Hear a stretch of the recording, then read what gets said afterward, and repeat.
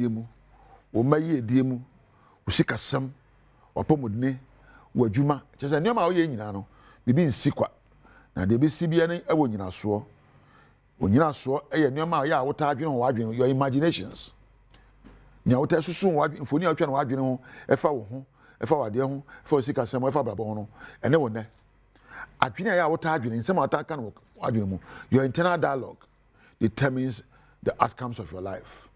So are the words you say openly. Kasa wo ta kan no e kire nkofo efa ho ne kire ama ho no eno so wo susanso.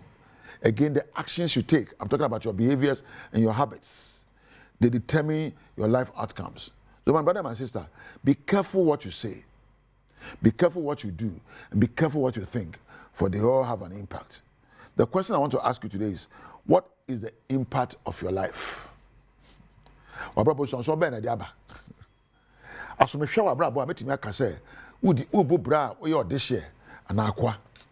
Are you living the life of a royal? For you are made a royal. Or you are living the life of a slave? Because you have descended so low. Abraba wubwe. And some of what I can. O kasase what this year. And I said, O kasase said, you'll be a man from Fanikake. He says, what do you want to man from Manfafumo? O nyame board this year. Now, only every time was Sanya could akodam. Now, a man for 80 also. And paro. So, we do some pamposono. How careful are you with your words, actions, or your thoughts and everything you do? O be kasa, o dwene, na ya de bia. Aso obu kompohwe mu yie. Na obi so ade ame yie. Edinson so be ne be ba mabrabom. So wo abrabom yie a, timopo a wo ta afa no. Ene wo ne. Your life is dependent on your decisions. Your decisions determine your destinations. Your decisions determine your destinations. Therefore, if you are not going on very well, don't blame anybody. Look at the decision you are taking. Your decisions are informed by your thought patterns. And your thoughts are informed by the level of knowledge or wisdom and understanding you have in your mind.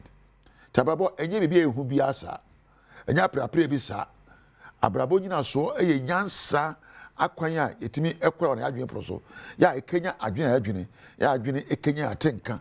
Ya atenka ekenya mfoni etwa na adwene proso. Na yemfoni etwa na adwene so ekenya ne ye ene ye ene. Therefore, one thing you must focus on every time is to find out where your life is going. Ma wade na ekosai. Ma pobe na ekosai. Badwuma me yo na ekosai. Na abrabo me bo ekura din be na de to no. And you can always make a choice to change the story of your life. The moment you change your decisions, your thoughts, your words, and your actions. It's possible. Nothing just happens. Bibi and Sikwa. Every fruit you bear depends on what you sow. That's a principle of life. Life is built on the principle of sowing and reaping. It's based on the principle of cause and effect. It's based on the principle of choices and consequences. Bibi and Sikwa. Bibi and Sikwa. Ahamete mama hakwa. Eya adumbi. Ena disuadie bi. Eni empotu ho ache bi amede ato amede ya nyame. Enye se sikabi keke. Eya sebe pese me hye wo nkuran. Ena hye me nkuran na mbeta. If you don't like your life, stop blaming others. And look within yourself and ask yourself, what impact are your thoughts, your decisions, your actions, and your words making on life?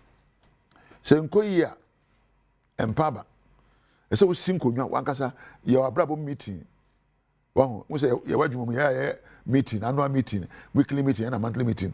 Wo se ye weekly meeting na otwe ma baba ko sen. Sika se na me di sie ma adaache. Mo are ye na e ko sen aso odoni ede ene enije nnokure wo mu. Badwuma me ye aso nkoso bi ba. Mapomuden aso betete mapomu ma nyanwodene. Nya me ye bia no. Aso kwamba so na me fayo. Isanse ebeso aba. Life is built on the foundation of sowing and reaping. Mesa brabo, ni nyina so eya ni awudua ene abetwa. Now life is built on what I call choices and circumstances. One who say brabo aye ebu. Oba ko to be a friend circumstance. Choice circumstance. So I mean, see your circumstance. Now, got to circumstance now. Ube communicate. Ube didn't come after home. I did meet him. We meet him. With them slow. We communicating no. And your communication will determine your third C, your choices. And whatever choices you make, based on the decisions and actions you take, would reap consequences. Abeswaba. Today, the kabako to TBB circumstance. Ube didn't come communication. Your communication will make choices. Ube some way you subambi any adwini bi yebi. Now the other some way you know, it is about consequences. So if you don't like the impact your life is making, don't look to anywhere. Look to the communication you're having within yourself. Change your communication. Change your internal dialogue to change the choices you are making. And your life decisions will change. It's simple. Well, abraba awubu no. Enkoyi a emo bi sobo. Wan ka te bia bia awubu mu no. Hwe nkomo awudi afa ho. Na ye breo, na me nyeye, awarebon na metimu, abraba ba ya awarebon ni nyeye da. Sɛ nkomodi a wodi wadwen pro so no. Be mo choices bi na otimu po no na ye so enkoyi. No so ba so no enye. Mpa abɔ ne sɛ onyame ma bia wogina bia ne dey ɔnhyɛ wodne na ka sempa ɛfɔ abrabɔ ne bia wogina mu na sue pa mra abrabɔ mu na sɛm yi de ɔba papa na mfa so de mra wa abrabɔ so meja ha na me de na sɛ kɛsɛ ɛkɔ Adom TV production room me da pɛ ne mu a me hu ne na pɛ a ne ho afɛ me fɛ ne krache ɛyɛ ɛja wɔ be kampadu na mada Isaac Richmond ɛna Empo Weber ɛna OPD Priscilla dem you refi wa na my bone onyame nhira mu nyara memra sound memfa na asema osmosis ba kopɛ ona osema me hwa obre bia osmosis ma me ene so me chirawo na me ncha Frank memra camera ona agya mfoni a wotwa me ɛyɛ ima ɛna estin na estin na hofa ba kopɛ MC afo nyina me dam ase wo onya amre hwa me de me se onyame enhwa oso yie me de nyame gyawo TBM Samu akwa Badwam TV Badwam dwumade no so yeda Apostle Dr. Ni Tekote Gwase eni nkranhyen sama ode abreye de du so no ye Badwam kase nsam no ne etodwa omu bi ni ECG chechire mu de nti a ewo sasa ntumu 225 no wo mu Ghana fo gi etumu sansemi ne sembi anopa ye de bro Adom TV Badwam kase wo share live on Facebook /Adom TV extra Go TV 119 DSTV 280 Uko YouTube search Adom TV tube na kwa adomonline.com semi ene sembebre wo ho medi afia amankwa tamaklo majoy trish wontadi kama fefefe ene shemsa no ko Instagram ne Facebook ko da ode wo ho na faseda no mame afia ne de mientie se de nsam ni chemu ankasa etie Electricity Company of Ghana mpanifo na ne wo mu kire die ntia Ghana fo ma ho kwan na wonto enyinma hoodin mu nko 225% emunsam eni ye di to anim say anka ye move sika na anka sisi e man no around 17% no akobe 61%. Names a man for and as I said ankrofo hu ni fa no ye wade bi wa one component we fe no distribution service charge. And we are different from average payment to a tariff no. But I say average user tariff. Ye tuano na bosom ya de be on ebra ya di nyina bom. But ye emuno saska no to emuno ya ba ko bi o ma friend distribution service charge. And no na ye patch say ye maso maye. Free CCA na da be 11% component na wo mu. Ya da ko be 29%. It is any account 225% na ama aye wo be ya sa na tie. A sad distribution service charge no ene ya maso wo hwe percent na ye pe no e na akoye kese 225 da ko fo hu no. But so what they call tariff no man kasa pa dia na nka ye be ye obenya ne be ye around 29%. 225 na ko fo na ma obi aye machine ya sa na tie. Eno e distribution service charge kit kakra na omo pon ho ma ye no ewo tariff na yetua no ye friend end user tariff no ye pon ho ma ye kakra na omu ene ye be so omo pie no no ko nanim no medin e de prince owusu esiedu Adom News. Enti wasansem we mu no chairperson na ye steering committee ma Public Utilities Regulatory Commission nana ya janto ase wormo behwehwem na ye mo wo abosumi be mienu won de wanu di nsem ebetudwa The application because parameters now your tires no osha and cost through baby. It's a better than sunshine. Their friend is a generation mix availability of power, the load, electricity and for use. Meaning I make a carbon at the end of the day. No, utility PURC may take a decision on the matter. Near Yama order. I say na ye kono. Ye hwe timetable na obebusumi mienu. Na sa tariff when from 2026 to 2030. Enreja hwenhwen bi atol atabi akoshi Chinese warehouse bi a eswani so kache ya mane boni ya wokọ ho de nsemi eba.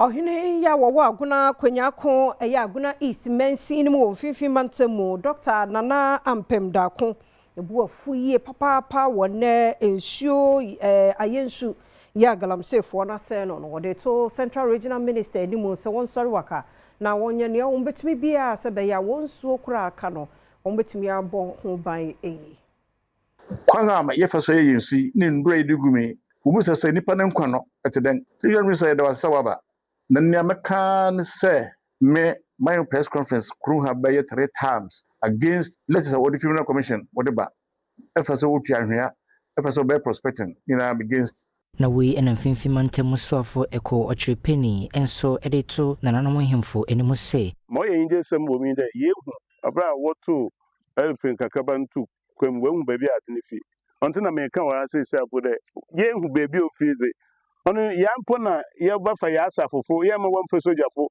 na nanano wabo dewuda ya ye numsu an yamfa asafo ma na nda akonyakofo ko otina patimfo nko na baye bosume ba sen yenkwagyina yenhwede obi ani ye ganse wakopinta ma yensuba aban bebempa ebotum yaye kebium ni bia wo aguna asafo kwabena benyi enso ne adom kase ama ne boni twetwenkoma a wode nsem sei etudwa se eyade awofro a so wo ho ansa na wo ye bebi ase honhom wo ho yankopon obo na de na na obo no obo wiase obo honhom ka ho nti honhom no wodi aman na asase no so wada say first say obi bi na se obegina kasa adwuma enka first paaw wo botum aye sukobra wa ye se no akọ a na o se wa che bon ye meni afika kra ma hu nuama kakra first say ne ye ku ye fish ni ukwa baby wo ha be yi na bebre baby wo na say Tuesday akwa wonya hwe botum aba raw because won so ye ne da wo sansemi mu no enfifi mantemu swafo eko ochre penny en wo kasa se won etu fam agudie kase pa na nei wo mo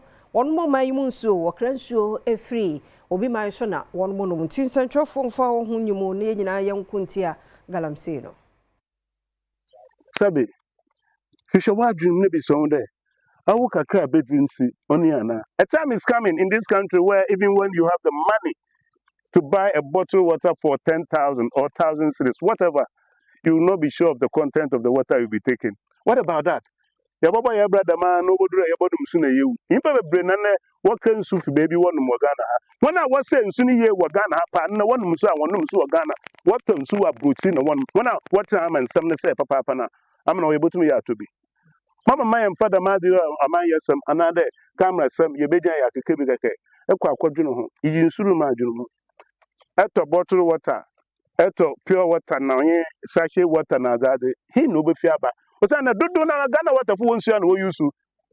Dudu na monsu ya na wo packaging water be onto na monsu mo dey bufu. Man sa atre monsu mo yebi. So bi bottle monsu 2 cedis na wa ton wen yan 1,000 cedis a. Ono monsu baby what's what start wo yebi. Into what's what na we ba this would be fin ya ba. Ko me nhwe ni yi. Assemblyman etututu so atwa na nanom siedo mienu so epra na nyina no eye mabunu ye wo empatuem ene asanko mindfo ya menteme hu ase ekosunti enam so ama assemblyman nam so ahwe ne nkwa bi so epray ana sa ansa issue bi si ekotuom o de ta to obi tie na ma ne faro o sa de to nsuom enti em se issue na si ya mpatomfo no ba campo abubu so se die ntina moto ya de se tuo na wana bano so ya juma kra kwan so anso o chanfa do ha asa ya juma kra na o stop ngo fo so munya bote do ya bete se tuo ten onye obi ahwe na aso fo no mo my man so asanko goodman so no a mo hwe campo no mato no tuo amara ntuo na bo ya nyame dia eno achi Adom kase ne odansini a odane di nsemi achi bi bonkomo eno oche semprempre die nibere na asore ewo mpatoam ne nkwado sese baby ye kwa assembly man kwa de hono kwa de ehu na even baby a de bod na baba tono kra no enya asem ketwa me hospital man kwa de bod na baba enya asem ketwa kra they say ma sa police for am free am say encarry am so aba hanum na menim adekodo am beye na am say kromafo no so nya abre pa Oma clinic him ha. Asanko mines one site and asan incident united SU. So for the past 2 months near there when she went in up aso bebrebe. I saw baby to say at the bedroom nyina san incident na happen wo. Eti amansia west ya no there. I make back say bonte fufo to be precise ni de munjo. Ni nyina mu no wode amun akopie mu wonkawe emukura bia nhwemu afirase ho a aposifo afiri nhwemu ase. Amansa chia mekwadwo bi mreku ama ne bo asante mantemu.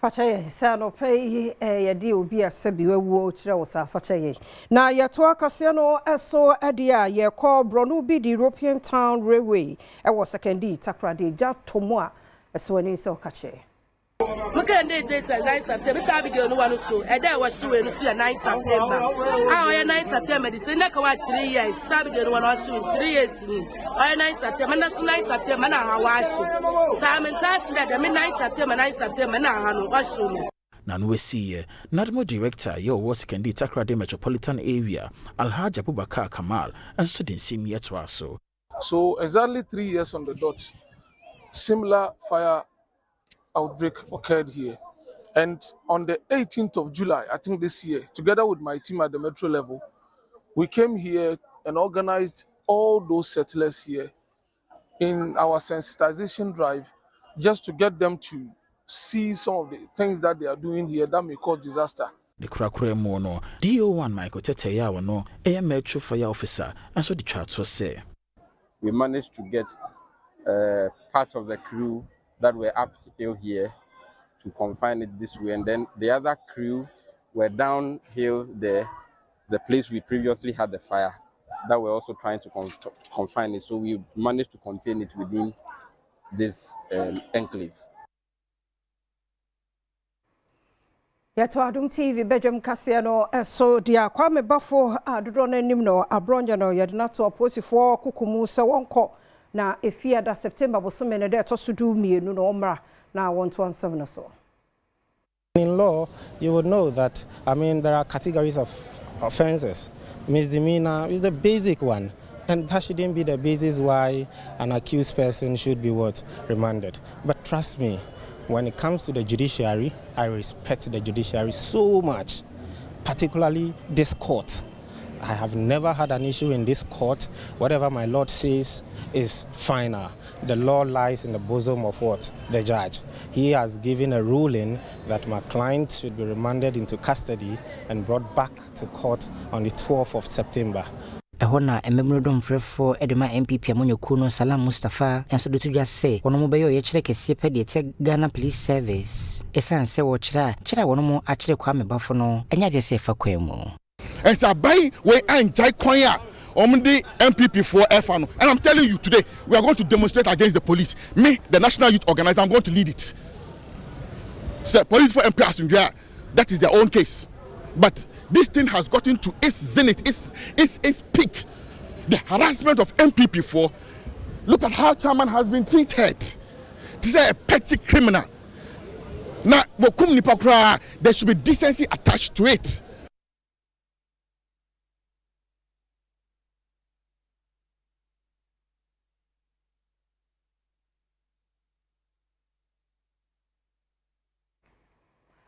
Yanyina no so na Adom TV Badwam kase no yemfansi ha yeda so mre ene wadaje a wode amaye de edu so na rekase du bodi de agudie mo nsam no etwaso na fe yakwasinsia yenso yede de bonkrata ni nyina atwaso ye komra sesie yada CBM samu akwa Badom TV Badwam dwumade no eso sede wunimu no yede agudie mo nsam atwaso de bonkrata no wa ha na 5:30 de baye de sebedwum ba TV ne de sa dom no yempon ejina so sa nkranchen sambai nti ya sha no so se nunum abapon semeduanan num no Apostle Dr. Nita Ekutego ba no obehye nkrane to wi ane de news atoaso na afia agudie mu nsam na de obonkrata no so aba wakwan mu nti owura Bismarck Jordan JP akwasinsi aboten ejina ne na so ewa ha ye toa ensam no eso de obonkrata no edi kind be me na no pa me chia we afia me joso na bia bokode ya me chia se ahode wo mu ya me ho ahofade ya wo meeting mampani ana wanya invite ni bi me pa cho da bi and yes omofro o do omo appearance o mama se ma fa me ho ne me kwa na tell me Mr. Felix no shamima sa sere mo ada se na fie kan and me last nyina na ma hye no me last nyina na hye to Mr. last nyina bebre wo ho ti ko so ana hye ai enti no yen chase ohun okay oba chase ma me fa the bokata no en hye ase na me fa daily graphic the bokata en hye ase was a stay off retail market. GIPC cautions foreign investors. Eti amononefo a waba Ghana wo ye bodwabodwa no. Ghana Investment Promotion Center for Ebom Koko. So bibia wo ye bodwabodwa o ya amonone ni bia no onto the shop. O se na nsem wo na gutafo aboso kaifo ehya asebo entrene so no mo eji omodwa no ano ya yeden na GIPC mpenfo so de omho aba abagim ese emprepre ye amonone ni bia wo ye bodwabodwa e wo Ghana no free ho se na be ya Ghana fo betimi ayomo e bodwabodwa daily graphic na area about appear to reconstruction did not cover livelihood restoration committee ne ka say ye ka see yesi dam ya ka say ye mom dwetire fam enja abrabo ase asemu asemu ka fra ye mom because kwasi ye kan say no mo wo mo niema omo bibia e na torenche maba enti no nyame adom ye si dan na mo aye but said omo kan obi ni dwetire ne wahwe ni nyina ahye nti bia enwo ha wo ye betumi ne o ma communicate enye bia se ye beka sem bia be ye ya na ko we situation because ya na anwene ho wa susu anwene ne bi bia akọ nti ye wo mu se promise na nka se ye be ye de na nso ye kasa no no fi si usa de ba ko me kai da na ye ko ye bedwam firi wonum amanfo so maka bi si me wo salon me wo carpentry shop na hye enye no mtwa ya to eyobi anamotu a wotu na akofo ha de abrem eje de gina se nipa kro so wosi da ma me a na me carpentry shop ali ontimi moni nyina kwa me o ma me kakra so na fanto to me bra ase abrante bi ono se da bia otwa odi hospital ko de aba ene se hospital ayi company kra jano ehwe bi so ti yes erade hu yemo bo bi na enye mo menya sa we de anode do anode akwasi hu kasa tese this nyame bem we na this committee na be satans no mo because atorenche matototo nkrofo bebre no mo na ban hwe wo mo ana no so beka but obia wo case enti ene committee no ebehwe Efiafa the Ghanaian Times abokata so entoaso on the summit of fifoni aba chief executive officer Edmund Goldborn say government secures $1 billion deal to support 300 small scale mining operations eti aban akonya sika be sa America dollar no opepepepepepepe baako $1 billion you the best small scale mining operation as ewo ye mai emum so the minister for works and housing efuni about encroachment pushes up construction cost asemo asampa ye kura amasama apokrasi ekwen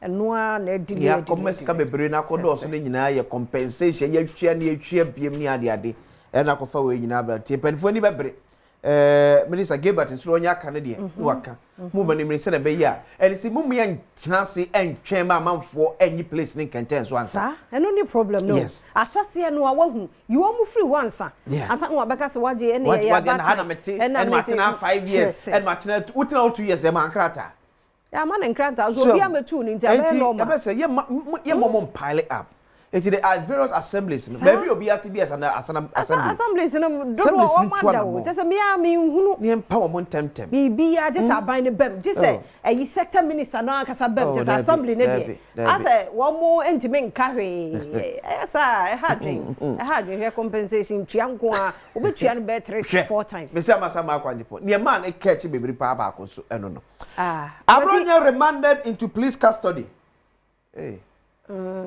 before I say Yama Erica kwa was it body yamwache mejo so now ko he mesha wan ko ma delivery no pay so delivery no pay they do time so o park na me park you delivery o park na park and ko do has agree but aside no a man bobo mu net say as much as we more ko ba bi oh well please ladies and I could see and I'm or the Women's Champions League but I'm we're hoping if the man there no ye bono wafu and say West Africa football East Africa football near ye champion for proper ye ko ye amfa and place for na samba we na GP touch the power but and shada amfa papa amfa omo na ye Ghana champions Ejina ko mo kwa si na mu ne say. So ya ante hwi. Say o di be do mafa. Ne kaka. Ne kaka ne say. Ne kaka ne ya. Ana de no pen sen kura. Ne de. Open no Black Stars dey. Say yeah Black Stars dey. Black Stars dey be there. Enye. Better ne. Oh bibia possible ebe ye. Tennis no ni ade nyina ye nka. Dame say. E wo se ye shomu e say ayi owura Kofi Adam. One so much na just say ye was sporting activities. Yes, of course. And so ye the blaster no ko anti na omo boy ye sudwe no. Omo ade bi ho no ma omo na ye superior to say can be as one no. Or enjoy monopoly. What you say nti sa no be. Na box ejina mu kakra. After Azuba na say I quote no. Omo na mra. Dem say me say and say was producing world champions on Nayade when the big boys are playing Oko India on obobo ne bi but ne dear pie cricket o man bia on dear yes ne sa Oko National Sports Authority sporting discipline bebre ye twetwa bi mu kra ye be say ye be recreational na ye be competitive aha nti den ya bi be wo sora chen nti afiase say America for value volleyball yes, basketball. Yeah. Football no more try but all may you know dear but at least must mileage no amode mema no be because enough way in cry be bebre so interest wo baby na de bia blasters and say table tennis afia oh ja kasa ne kansa ma ye bebo afia we nyina bi no we nyina bi no afia me ko amani aponsi ni high school bi so e be ko na hibim ehwa na afia de na ko kasa ma za woni ni kra tennis afia ja na ma jai atso kakra abo bi na che abo bi arentia kejue enti nyame ya adoma se Saturday ato mintie kora Saturday what's on so mine because SSS so yes o mine ona se no akras dia dia tum se ade am ye menya se me pushing it to the wall menya se really because ebe ha no o mine no kasa ono so nra me ko e o dwene no radio no so eno se me catch eno bukwa don't record catch him say baby am the man wadodo me nye no multimedia to ATTC Debbie hey munya ke o bi se Debbie no so wa ti enya from Joy FM ni wa everywhere be make car park no yo wo be hu na fere mo wo hu na fere so might be come back and also yeah they chali free yo ya te me no me catch him say Debbie wa catch you so go for count and when you know Saturday Asampa FM work with the stars ya to yensafu bia baby wo bia bra be kan Saturday ya na nyina yemfa nantie adagye ni ho sa ti so onye opportunity bi se afa ho jim bra na atitu ne anintini ba ya nyina ye ka bom dia tete ya pomonti akwasi so o ma me kwan ya yenye mu ma Eric Sebody na so wow But that's it, Masom live. Adom TV so na pa. O kan sen sembe na na ekoso na se fata sauti. Atotede ba, ejina konkona ye gia bamba na yoyo sa no na Franco Trading Enterprise phone papa fie appliances papa fie na kwan bia so no. Ye kan for dia ma na no pa here na. O ti fie a obetimi a oda na dia bro. No matter the o pe to papa ne preko enkoto de ne say na asan koto foforo na bi to papa preko. Sabe mfa yi nkan yi. To papa Nokia, to Nokia, into Nokia. Infinix, yeah, Infinix. One how I dream so. If we have to say, you're trying the same thing, but we back who to change back. To papa, hey Franco. My 1,000 Ghana cities in nano pay. Star 281 hash. Select Adom TV. My 1,000 Ghana cities. 1,000 Ghana cities. Na kwa mbia so wanya bi ade ahwe no mano pay. Nipa nsare. Weekend ye call walk. Inti kakakra da ho a na krum ye ode. So krum be ode it is your pocket inside. Inti star 281 hash. Ebisa wa o multimedia channels na be bra bebre chusu Adom TV. I want to make 1,000 there. Ye wie pe na kwa mbia so mama o kakra ya go ho. 10 20 30 40 50 60 70 80 90 100.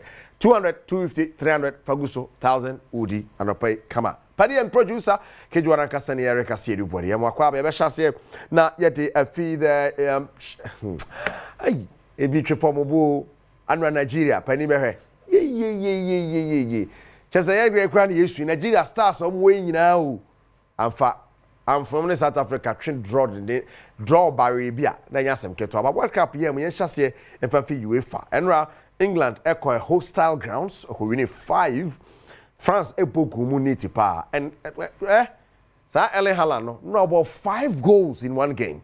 Yes, na ukopiem on the kromo dia say there Norway hono was sa records na nunso mu.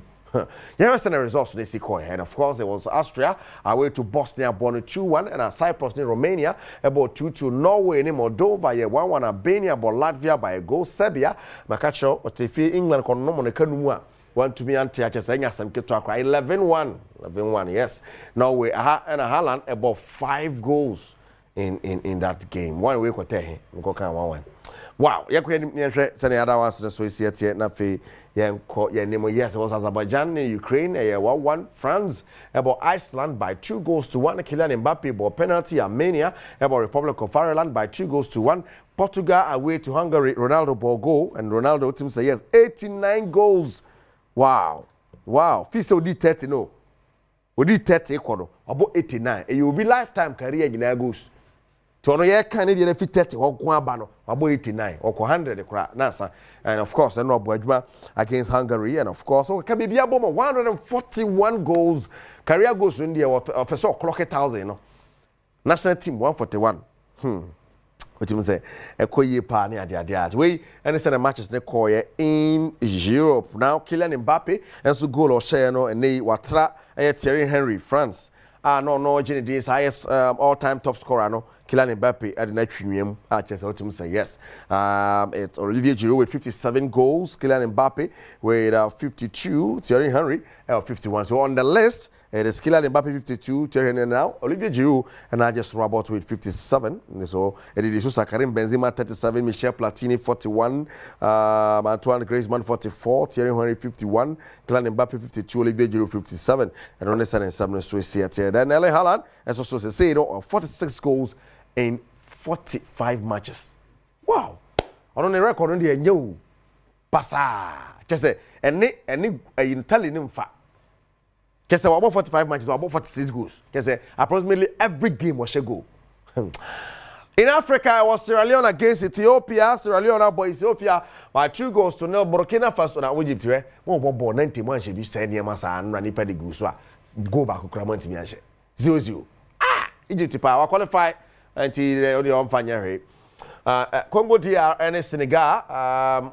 Senegal po Congo DR by 3-2. Togo bo Sudan ko siapia condition ho baako. Mauritania and South Sudan the South Sudan bo untimi shebako. Mo so de bo na mbo sa no.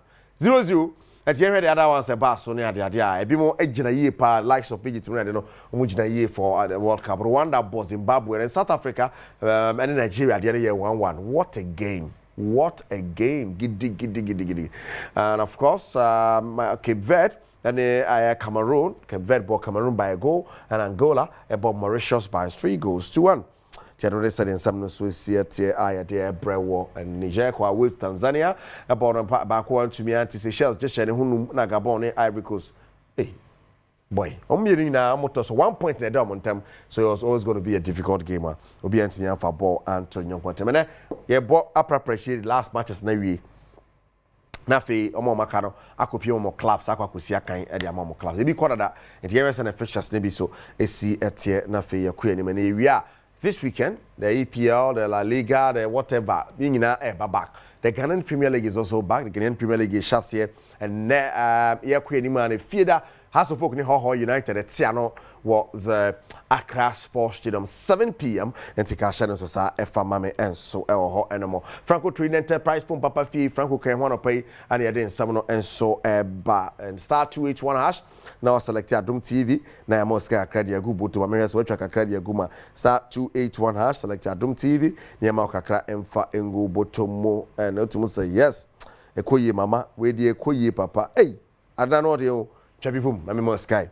Na mauka krafangu botom ni adia and ho asamaraneng yekwedi me na yenhwe Franco Trade Enterprise okay ho now minister the sports and recreation honorable Kofi Adams that in some kakra to dwa se na no Ghana modebo ebo Accra sports stadium no fan pana no den pa o boy abaso ese kwamia so ranche enkonko manim aka 2 games yen prepare na World Cup no yen tue na nsim se kinkin.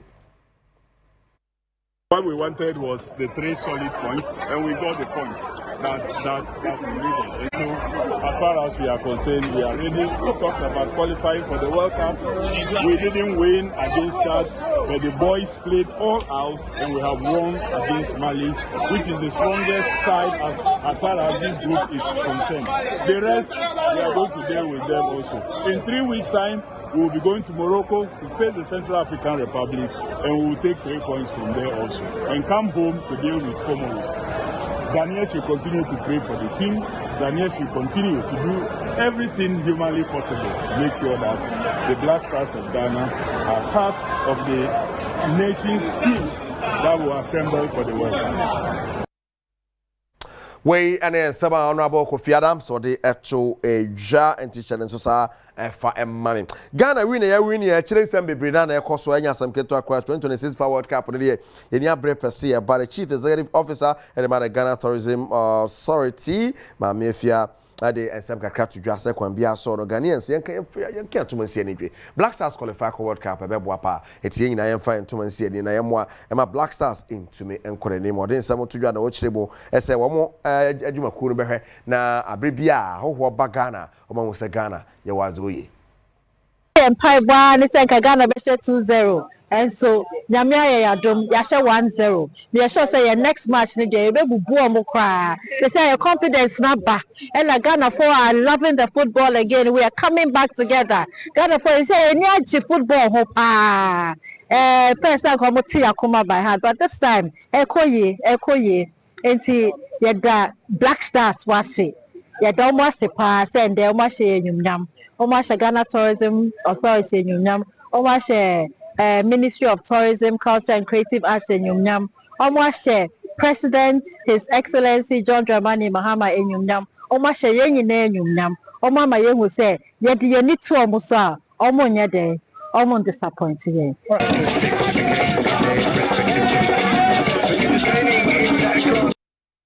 We are the chief executive officer at the Ghana Tourism Authority, Mamie Fia, who are the top.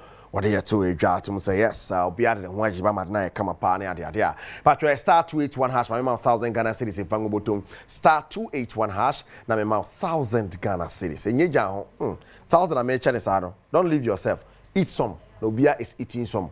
You can also eat some. Well, fantastic. Now, Oko Pimo has to catch one map to the first league game of the season against Ho United. No. And Ramo ball friendly game against Okwa United, Okwa United. Yeah, as I said by Antija into Koswara, Omono me Kami Yantumiante, and to say, Vimo, Yahe, yes, yeah, Wabo and Wako body vision wine. Timoshi 2, Yahe on the Monfa, and China Moje Carpenti, Monfa 2, Nisa, Ania. As I know, also your preparations ahead of the Confederation Cup and, of course, the GP. I got to call every Biano against Brecum, Chelsea in Brecum, Nafi Quara United, and on the Abepemo so the Accra Sports Stadium on the 21st of September. And we are kotoko so dia airby there on some and so what. Now yeah can I work with the stars you can boss so the man ono. Tell you warm up on the corner no thing. Say ice chest you be good for ya something. Ice chest I be good for ya. The easy. I can say what bro. One ice kinky one in shoe. Ko bua ne nante na opera kinky mo. All boys kinky on and all boys kinky on and to be doing a full setting. In Team Patrol Saturday, they are no better than pa. You know, Evans Kwabena Sapon boy with the National Sports Authority or my dear to Musa Money Air Cassia and Tree. Once a stadium, no one a almost say, see a bus stadium. Abe Robert, so on ye baha almost so any kaboom na Yanni Nasha boom come up.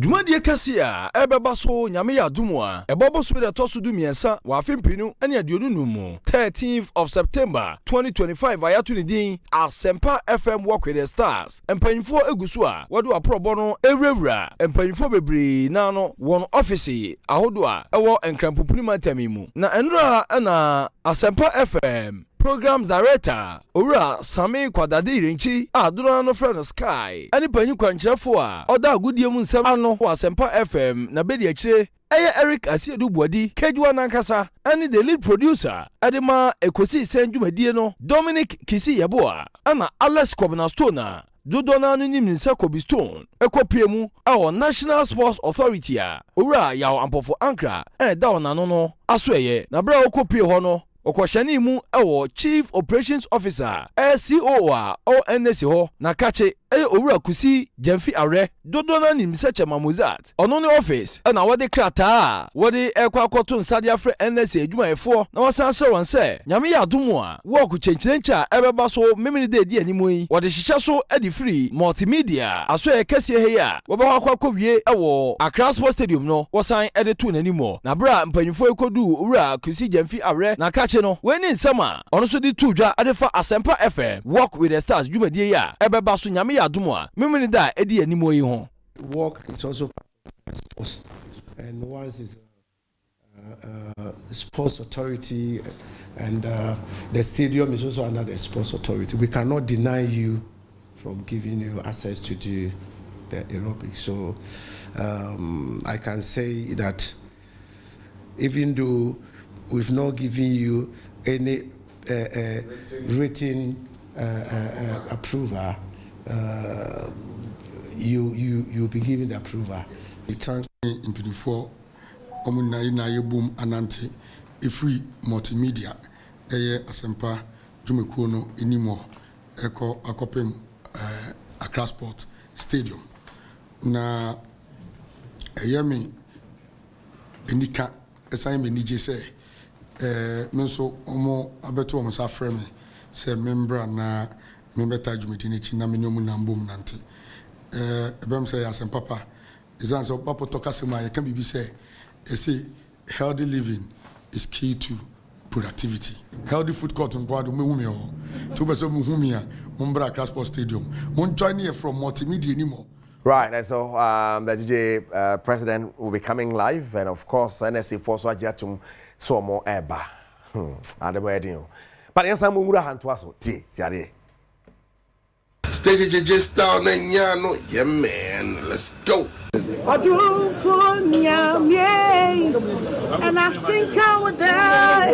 I ain't would die, but I give you Twale. It's all about the Asempa Walk with the Stars happening on the 13th of September. I don't form me, Danny Quadrant Castle can call me 2 months against the broken man. 13th September, yay.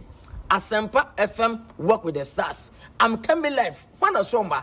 While I saw Biamra, Nima the best United see you. I like every salary kubu. What's the level best me uncle? Now walk away by your dead. Hey, let's go, baby. And it's been freezing. It's freezing here. 13th September this month. Asempa FM Walk with the Star. I will be there. Don't be missed out.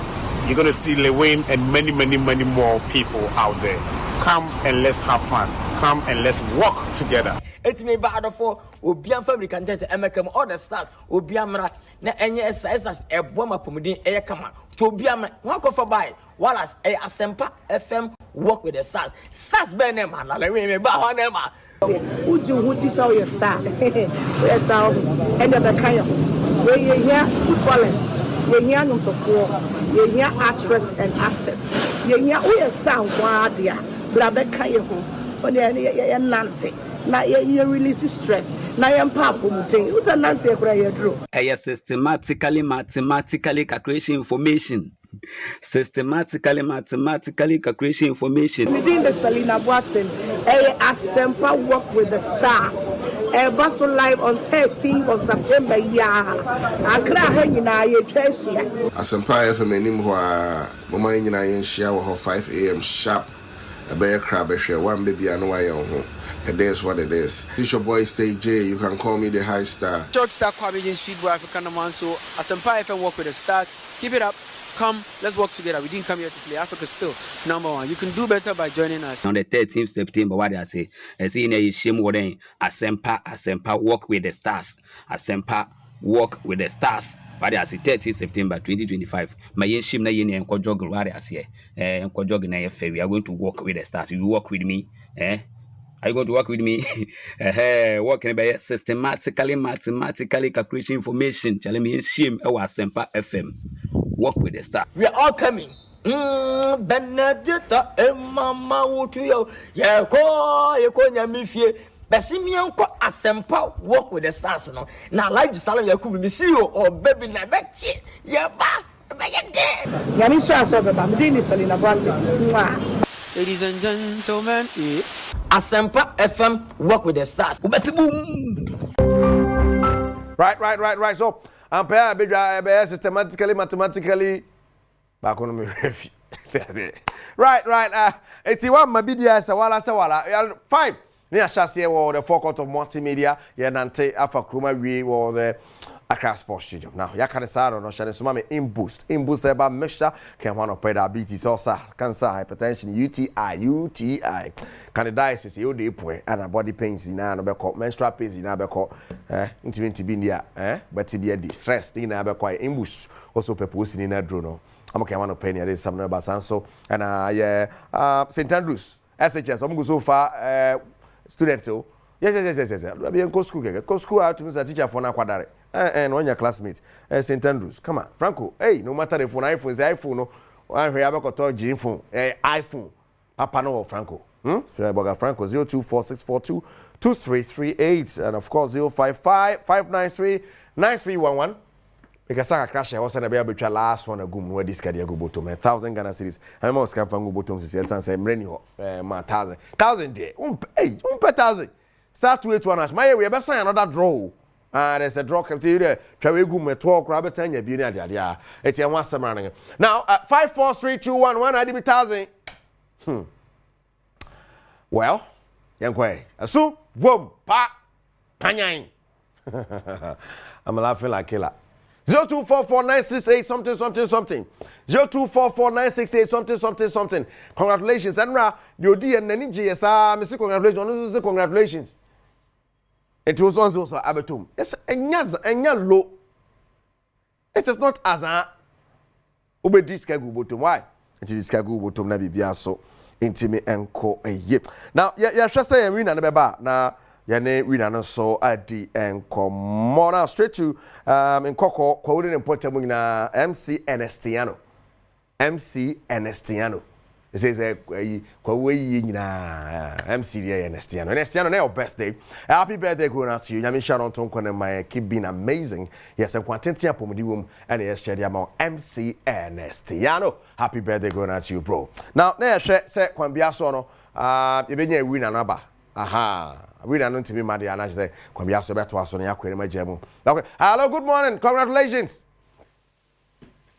Hello. Good morning. Congratulations, you. Oh, good morning, Master. Abetom. Fantastic. Now, what are you saying?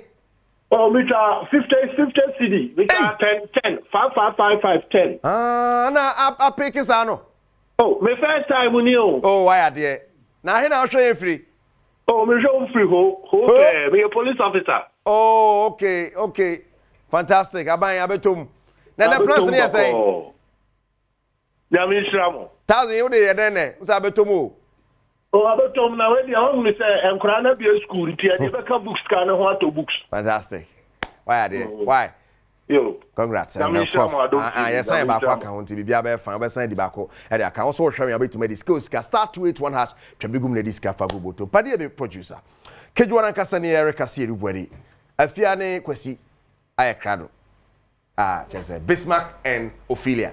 Yada say papa do body yada say enti sade ye no to passports papa party dia daroma ye ti Eric ne commentary muda ho so Eric say do body on team no mo ye solid no multimedia no enya kasa bebre ye dwuma ehoti ti yada Eric say papa kwesi yada say enti kono kohwe dia kano okay enti akwani se no wa wie na me wie ye near times ti manfa delegate ento aso no penso bi e makwan mamafo atimi afra akra no ma join here no bi anso fa na headline so emra ba bi anso tie de na ekoso apeso kama mpanfo enso etie fia the phone line e beto dwa na ye kwa anso atimi abo e de rem 0302 211 701 0302 211 702 0302 211 703 also file headlines every another pay. It's daily guide if you are small scale gold export hit $6 billion. Gold board I can say abosumi watching them. Now gold quiet me akoton o my $6 billion. And okay, from January to August. Yeah. Inti same Jamfi say the akano kra by the end of the year no na udum say e ni mu kra. Who's ni abo so say gold bo kra so shoot cost mo. It's a ma the same fasodie no. Na the Osaka ye be say news near the by the Osaka ye be e den say mining communities no brand was so also onyam fa so e was so you know a year gold board or more as part of our social corporate social responsibility no behwe na miamia bi etesa no obodin na omo aboabo wo mo ne ma bi mu tini nyina no eye so bi eye say ya kakasa bi e ni ho ntie no so e de no Eti abronye caged in Black Maria and so ewa hadom otumfo to visit akomo hine eti asatman na euro ba kokko akosra akomo ba pene ye ne da be next week next week so dem say Adom TV jinemu oh yes Adom TV na mamre de Adom TV ni nhira say ye be kokuma sinti eti ye jinemu papa yes enye adeketu akram manfa the Ghanaian publisher so entosi Bawumia Storms Ashanti to rally support na Dr. Mahmoud Bawumia ehye nto aboaso wasante mantemu ya odi Asia NPP delegates so monto abafa no ni party nenim afimpi mienu ene adwenu nwotwe abatukase a ede omai edim na gold boss come akwa so we ha no minority condemns abronye detention to don kuma yo mrase je film so ababonte be kasa de tia chi aya kire abronye enato appreciate for ekukum the news center Ghana trace PS in 5G missing the benefit. Okay. What is a much okay. You see, every man penny for so Asia say Omutwana more de tia lesser fever. And if you know me to me party, lesser fever. Fever na no nya di anasa de. I know them. Okay. What's a buy? You fear but yeah. Semo. And one of those. Asem. Fair quad. Youngquadmonline.com. Na ye ora tuguba and eka say or CJ removal Tokunu can't return as Supreme Court judge.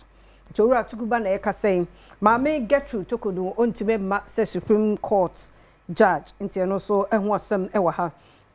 Yankase mu yede ma Ministry of Interior say ball e kuro no won curfew ni asesem em say be free 8 to Humachi to Badwam.online.com and also ewo ho na ye de afutu ama so obi anhwe na asumdwe nkoso hwe na obi enkura firearms bia moto nipa mienu tena so at a certain time ntini nyina so eye hwehwe ye nimra so ye di mra so a obi ani aban bia nya problem eno so eho asem no sade kwasika ye no minority wo ma condemn abronye chia ya che no Badwam.online.com eno so ewo ho Manson Kwanta MP demands justice over Asanko Mines military brutality and also eho asem ni assembly na yakunu no assemblyman etu aka na men ne wato ana no ensiedo yesre ni diemu yesre ma ni diemu umienye careful And on assembly, National Service Authority welcomes new Director General. And and also Felijanfi, handing over. Okay. A demand the deputy Sedo. there's a route atiki sir for no director general yeah the Felix and so our finance ministry now me tete yes man penny be another position be the man yeah na kwasi edi o minim de se da so wo ho a e na sanchie nyina adani sei me kan kora yeah and now akora ohu ase na so yesu hwe oba de uhu obi a obu mu ase da good morning good afternoon na mema na chia omuni ada omuni zere ya de about time no teacher for you omo fam de ba minim se teachers no ayese ye kire nkra no wo mo nchia o wo mo nchia enkra ya abeya ye ho ye fere ade chiche ho bi no hu mpanimfo no watwa nchia no omiena no account tesa wonti it is one for ani anhwe na wo se wo twa puse na o baka so anchia o tesa aya yi na no eno hi tesa oye hi na tesa greetings a teacher for ni about time mo menya sorry ni encheche nkra yi ni eme o na yeah I know ma say near mess sando because you ko bi my so sa na omo ye nti near mess sando no abayu anya mpani na meka enkura ma yu a good afternoon I won't say nim ye no gum watch ya na mema no so da good afternoon ene say akura na obi na no kwa no ka good afternoon kwa say ka akura nka bia so ne nchia so wan hwe ne ahye ne dia da bi unhu so wachia na wo kan ko be defend ya wachia ai enkura munye nkwada a teacher for awfo ne about time sankura we mo hu ya serious o e be ya te say the about time mo ntete nkura no na so nkura yi wachira wo mo kura na wapie no opie abonti a na yese fere bi mi hu nipa wo mo fere won fere ntra so bi ayese school mun chechere nkra no because teachers for no mo na mo kan nkra ni ti o awofo ye won famu dia cheche for no so munye so ben ma kra wo hia pani achia ne yere mo say be wano that please good afternoon mama please ni nsu ene nkra bebra atoto please na we please kan ye nkra ne den chese ya na me yam hihimi o nkra yi wabu ye jendi ai Om na yede we jenzi fo no me kan ye meya omo janafa ya hey me de ya na me yam hihimi na ya to atutu di ya se enu wa no moto no moto di ne jenzi ni janafa ne janafa jendida enu su flavor na wo kwesi we jendi me nim jana me ye we jenzi ya kwesi nsia no kwesi jenzi o so wo si jenzi no oye millennial dabi millennial ne from age say millennial kwazizia menim millennial ne bibia enu a na fia kofa saa we because edi bia won association edi bia edi to bia no on association so be hwe atete no before say do akore be to obi no ye hwe nipa kro akiri bra wabo ansa ne ya to din say ye de wo to afia amankwa e hwe afia amankwa me kra wo kan ya to me na no dwabe enanati wa me na no ho ye ne ejai abasa kra ne ya nantuo ne akra kokko bi efia on e di ni nyina o wa fa di ni nyina ni nyina o fili ale ka ho dabi o fili ale wa tama klo ne ka ho amzi enti me na afia won kwaso ate rade mboni ndi to adwenem nyini be kese kosi so be kese entutu obi adin akeke o dabi e fa ba ntu obi akeke ni nyina hia o yes nyina hia because wo ebia hu bibi but en fa ba ntu obi akeke entity nkra ni ye adwuma wo ye ho kwasi adwuma wo ye ho adwuma wo ye ho enkra na wo se de wo mukogya de ho no mu hye aduane ye meboyi ye na na kopra wo ntia se de ntia ne papa so wo nkopra o se anti wo ho ye de o kire anti wo ho na wunyini na wo kwa anti wo ho me me wo fa bi yi me bra boat wo dum aduane no ama nti wo no ba nti me mo ne so dwe wo and 0302 211 701 702 703 704 fre na nso wo headlines fabra me kuro no aduane pa na oware ye wa ya ne bia salad e no na ha adwen but onu aduane no pa ti mema no enkra mema ye nkyere wo mu nuane no se be ya dache ye nkase obi but okoda ni mabrabo mu a obetumi ayi ne bibia kama wo pepa nkwa na abetene o SK Bolas abakwesi yemfa ne yemo ache mu akwa aba papa na me afiama nko bata mba se bibia boko de ya me adom ye nkwa nso eno ano aka no we SK Bolas nyame na hene wade nyina do do boase coffee room na no pere me so da ma me kana me nche me teacher wo dua nkwanta e fe me sasumatu ko sande obeye wo ko retire obi abefi me ko jana presby e wo dua nkwanta obi abeba ma sere na mo kano enyo obi na tunu badi o ene ye tu badi a ma mo de tu ya me fe ma mo de ne ka se me fe ma mo di na na kedi papa ni su ene ban ya wo de na mo ansa wo de oba ato no ene ro tu badi a ati so one to the papa badi na say ne tuna ya ofre ne tuna ya ofre abeto ba badi no oba badi no no ko fa su badi ense fata efu wona na so na akodi ninya edi amenya na woni anto ne papa badi a ya wi benya nso so pone efu ya manche ana na mana yenu maduane ye aye de babo aye na nso ye nyai ati nyame chira ya da se na na je nso so na na no pe ye mo ache mo akwaba mejo so mini aba ya da se pa wa da ma yenti o Pato chani ye jika chaura ena mkasei. Okay. O chame. Na me che mati for me wa baso jumadi amu ya magana fo. Yerase. Na de me kana mjidi se edin a yeto. Na ede obi tu obi no kan no. Ye so asese ne amoka no. Edin obetu okwala no okohwe edin ohun so ana. Nso be no so ba. Ansa no da to okwala. Eno so na kwa yese se kan no ko wale ya. Okohwe abusia no opese ko wale no. Ahun san so e tesen asana ma ode hia wurom but ndɛ de sai ni afri mu akwa no danche no ndɛ ba ye gi ha ye kwan ni nia be ye kwan atutu aya mona nko a ndɛ ba ka to pia kokuma se a onduru ntem aka oni nke sa ba ne se o maka ye mo na me ko na me de akiri ya se iwo ba o me ya de ye gya ne ho a ebe ha ye gala ko yerase o se obi abaso na ni no mankini mo ya tepua ya mo ate mo akwaba Bato me joso. Now free here, o de entante wonka. Bato prefer asankagwa. Asankagwa, asankagwa for your chair pa because na some fe ni agro na mi shramo. Yenti wa papa. Bato wo de me matin kan se it's a me traba no. Ya chim no. Ono de ndo kwade ba no.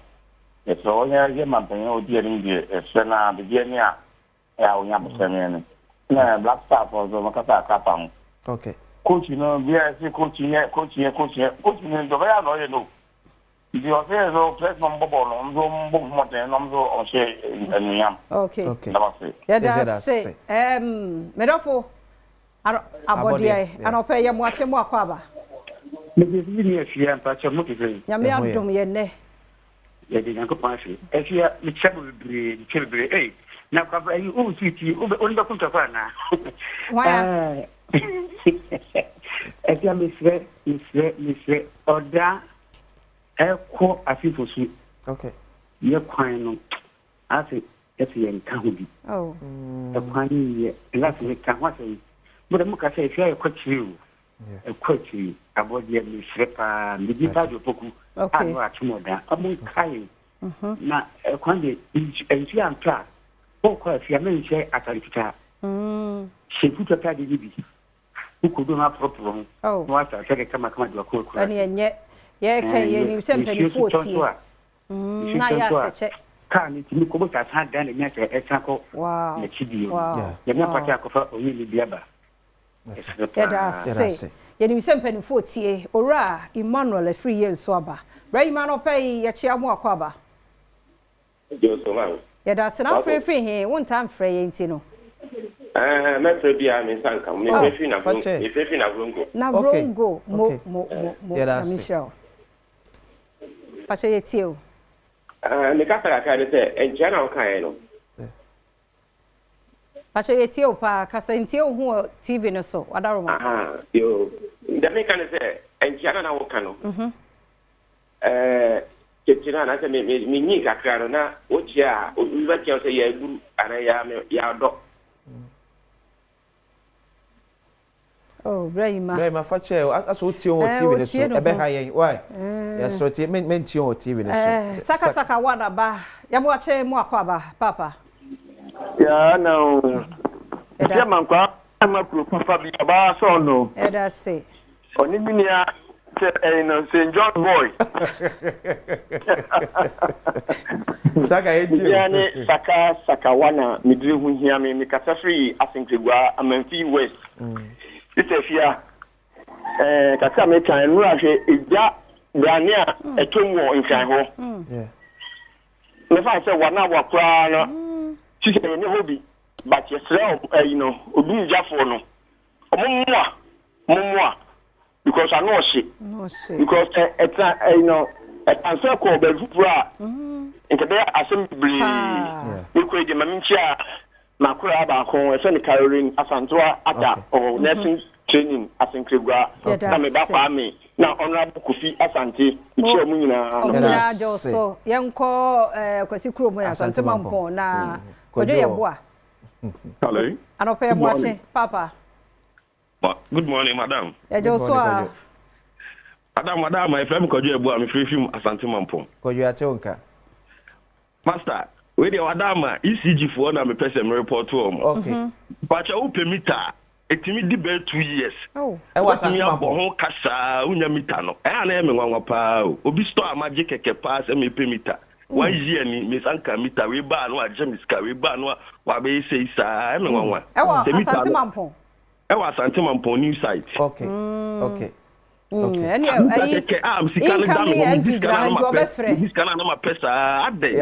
Incoming, Jina, to a friend one watch to Ubenya results. Why? Yamisha, Yanya of a fro, Medofi Fachame, Yamuakwaba. Brother Yusuf, Mamma, Yada say, Papa, now what's your free yano pay? Me patch me free Bunu East. Regional capital. Yo. Yada sepa, what are my intim? I was in Gumi Pa. Oh, I was here Gumi a matin in Yamisham. Amen. Okay. Maybe I'm mammy would be a bonambasso. Okay. Mammy, my cousin, Yadiana Mawa. Wow. Oh, Lina. Fache, your last caller was Roman father name for Roman father. No pay him watching. Roman father, I'm watching. Yo, Miniaba, Napumbo Cordia. Oh, radiation and so. Madam, I do my palm, without producer as well. But Mamma did be a while, Roman Machian white. Now, I think it was the dog cappuccino on a book and the public of the jacket on the map. And then Casan, especially, let Macas and man be the Chicago. Because Papa not here at the Frago will near my way because he to Shannon, Papa Mote. Then, I Jano Krawuti and Mamano with Rabo Frenechi. So, and I want a mambo flan and the SSS. Okay. Now, Messer, I saw. I bring your case in the Messer. Sir, Cassette, if you could cause another time, but you're Messer. Some woman is it Twitter. So what I said, media fully between you. You support to pump you for anyway. You have got to do that and care. You have to cry. That's the problem. It's your Messer. But when you're the Diana, so who feels a member of the statement of man retire, not find it in the mouth of Paman. Okay. Yada say, Yada was a papa, Yanim send a bewitchery, ya one person more basso, Madame Mochana and Quan Wadin or the share your best be enough fee, or so the Odian Benne in your home park. Yeah, you're quite by your best almost of what Fred Bia, and yes, and Pamukon, and yet by your mouth from so quite almost to me. I would say, the public crab say, almost from bread. You will be brilliant. In terms of I was here, she said to her, say, you better catch a France sound engineer. Nanke do one more time, friend, dear. It be almost so cacra, almost so cacra, new ones, and also Emra. Ya knew some pa said the be more fray. And here, Quasi, radio for Su 97.1, Yadam se papa Pamrani Adaje.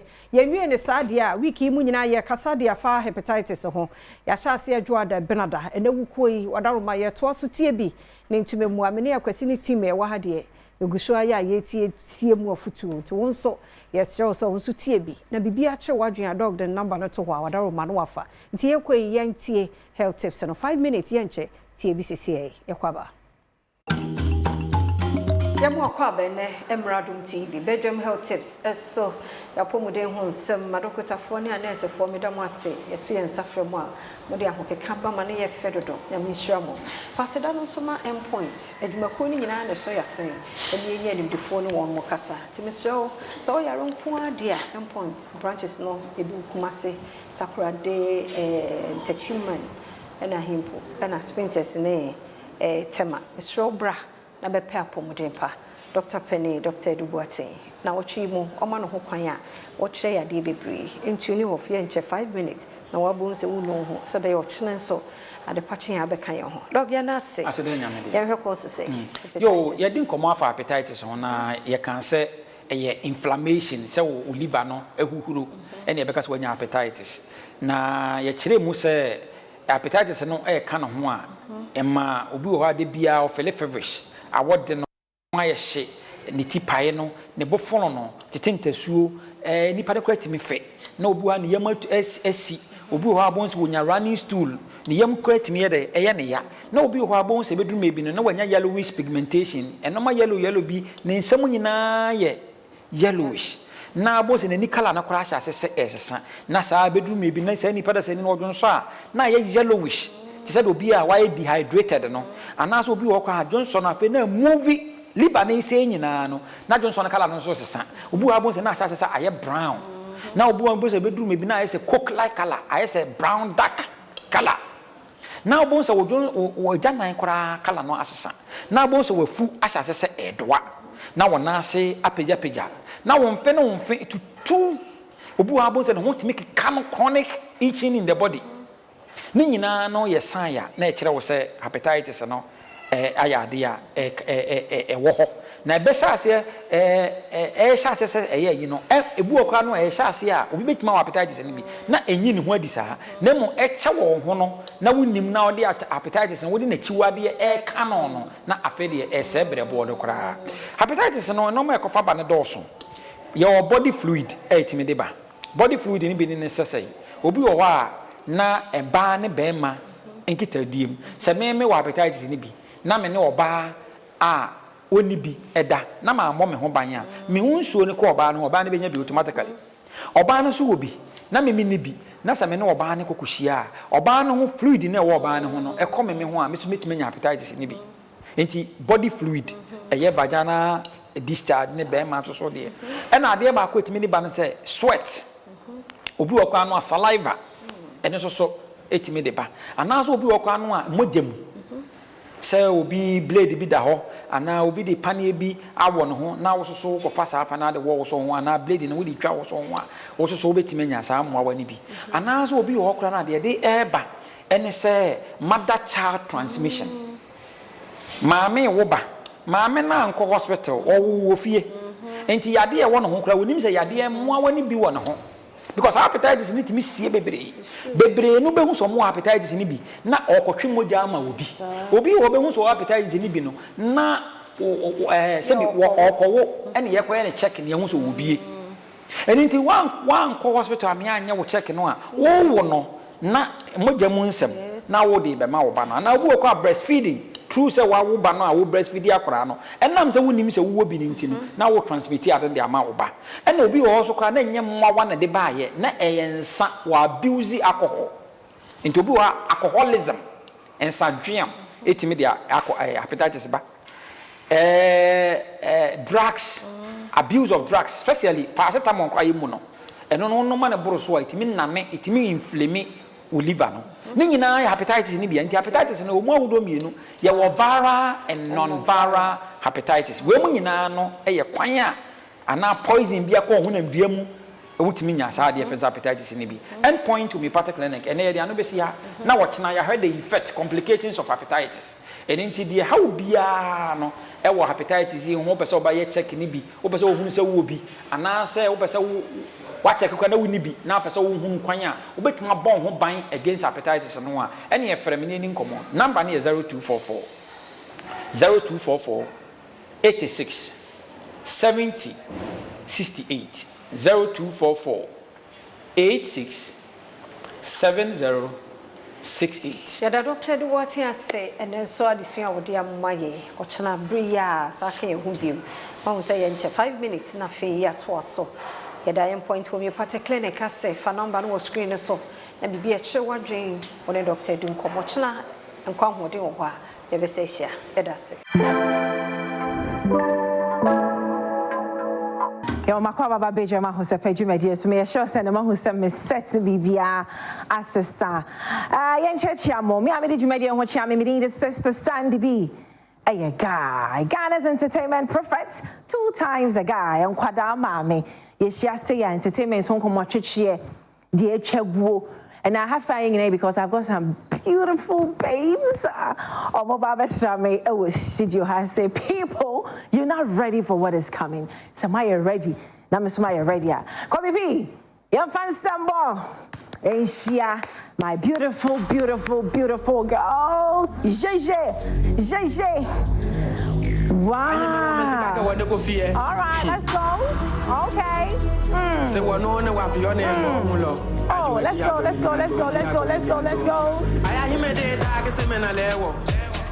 We they do one for the happiness. Okay. Kenny. My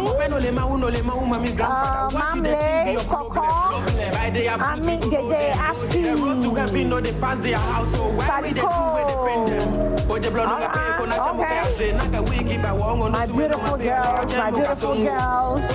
Hey, I never seen it yet. Thank you.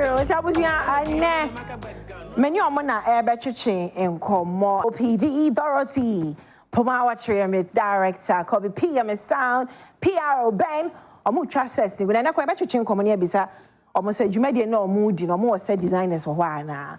Ningina Godwin, more had Thomas, squad will be a CIA. Real quick. We introduce some of one after invited the brains, the ever beautiful evergreen. My friend R2G refusing to grow. The woman king behind this beautiful pageant. Answer now, we introduce them real quick. Patrol Midindi, Teta Faustina, Town Koliki, with the stage name Koliki from Susu. Okay, okay, now what the mic name be one say be better on boldness, no. Patrol your friend. Kowano. My stage name ye Kenny from Okpeyi Loklo. Okay, PR crew. I'm Victoria Mamledapa with a stage name Mamle from Manya. Oh, Manya, that's a Ben Krum for. Okay, I'm Gifty Coco Na Cassandra, but the stage name Coco from Dom in Manyaklu. Dom dear, Ebinifia, Dom dear. I'm Gifty Amidede Akitwa with the stage name Amidede from Plow. Plow will be free plow by a surface. I'm Hetty Abiao Odi Afi with the stage name Afi from Jebian Papa known as Abom. What do you mean, young call? You're too quiet, Papa. I am Priscilla Tete Padiko with the stage name Padiko from Ogome of Yiloklo. Oh, okay. You also owe the other Ogome. Ogome crab. Thomas Crow. That's a me go for now. The brains behind this beautiful beauty pageant. Maybe say I know you're presenter for a day. Introduce your madam for me. Miss Franca Padiki Samaji, you're welcome to the stage. Miss Franca, wow, ever beautiful. Oh, oh, thank you. Just like you. Oh, thank you, is it? Yeah. My friend R2G. Sister, for so many years, and then I age, man. As I debut on my Otiano, once, said Johnny Bain would you or the secret, I didn't would you? Me passion, you would be named you. Wow. I am a pegari photo party. Aquaba. Last year, mobile. Me passion. I finished more honey in our course, more say, but I'm say, but you are more. I say, why is all about girls need to know you are still on it? This year, Tema, that's your day. Me passion, theme together for her future. Wow, yeah. But that's great. Together for her future. Yeah. Great. As it we know what they call a year that be me. Me pacho we know 4th October. Oh, okay. Ewo Agomanya Parish Hall be I last year. Oh. Near Besaya no. Na ma MC dada na me book me home see live on TV. Me pacho che me say ase na me say hria bam wo no. Ah, bibia so your terms and conditions. Me say oh, you better na didi so. No problem. Na mo set designers. Me pacho wo de ne fami a. Oh, cameraman. Oh, me so do. What video na je bibia wa ha o. Bibia wa ha. Paddy. Sister Santi. I bet two girls na hear what they've got. Obi also represented town bi. Me pacho. So obi abe bibi kakra. about the town. Say asa, say a poem. Okay. Within 30 seconds. 30 seconds. So poem. Every so I will maybe they said one year, they be a do be a bit me. You know. Kobe P, stand by for me with tunes and sounds. Now, yeah, starting from my right. Baby girl, step forward. Hey, what did they call? Bajene Hilly. Okay. It's step forward when you want mommy. Okay. Ukro Mohono, what can you tell us about your town, Diana? Obete o Mike in Diana bit me about Ukro now, Frino.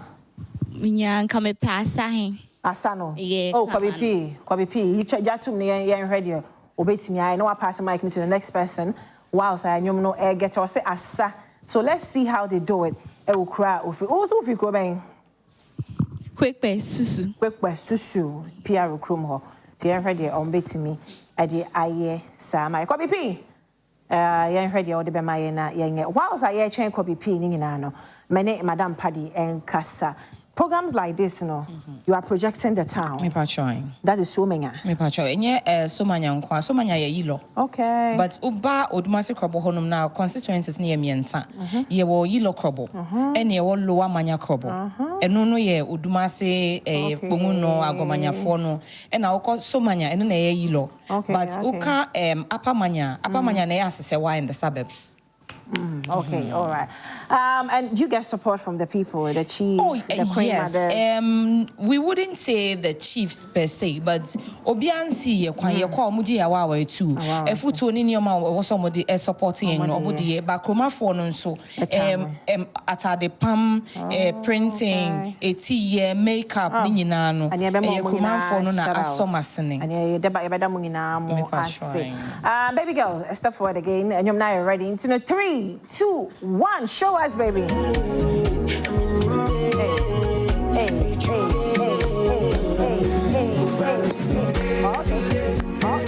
Hey, what are you doing?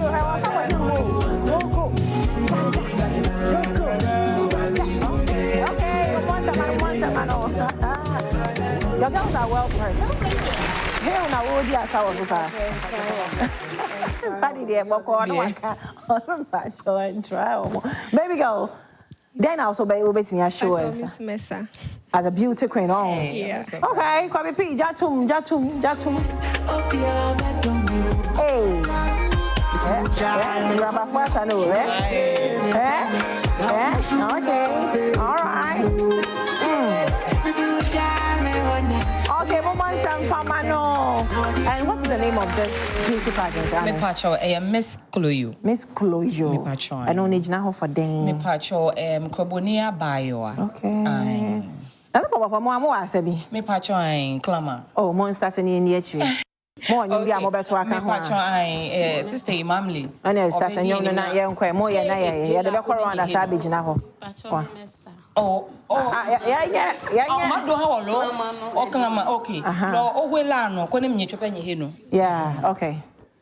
Mama mwenye wo kela abi ngenye. Monkwa, wo kwa ni amra. Mama mwenye penye do kacha no. De nyina be. Abi ngenye. Kideja ijawe noko. Kaila la la. Kideja ijawe noko. Kaila la la. Diwa machine waye. Kaila la la. Machine pungolo mini. Kaila la la. Machine pungolo mini. Kaila la la. Nilenye lilengeke. Kaila la la. Nilenye. Osana mwasi ya to. Kaila la la. Kaila la la o. Kaila la la o. Kaila la la. Kaila la la omo. Wonyo. Kaila la la o. Kaila la la. Bibile o machami ke nanao.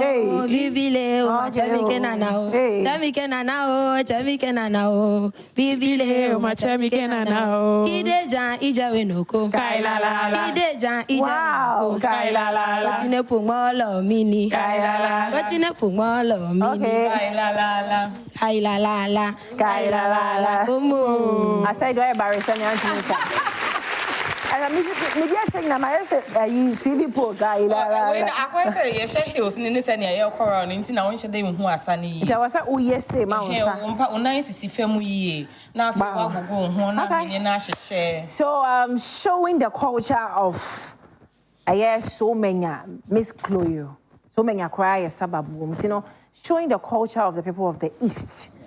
That is what Miss Chloe is all about. And you know, real quick, you know, Yanji word in Phobia, hope Koakaya time, no kakarabi word from Obia, starting free has say no, the opposite will can be to where be say about who, say about the Uyo, so bet you will be few words in 10 seconds, baby girl.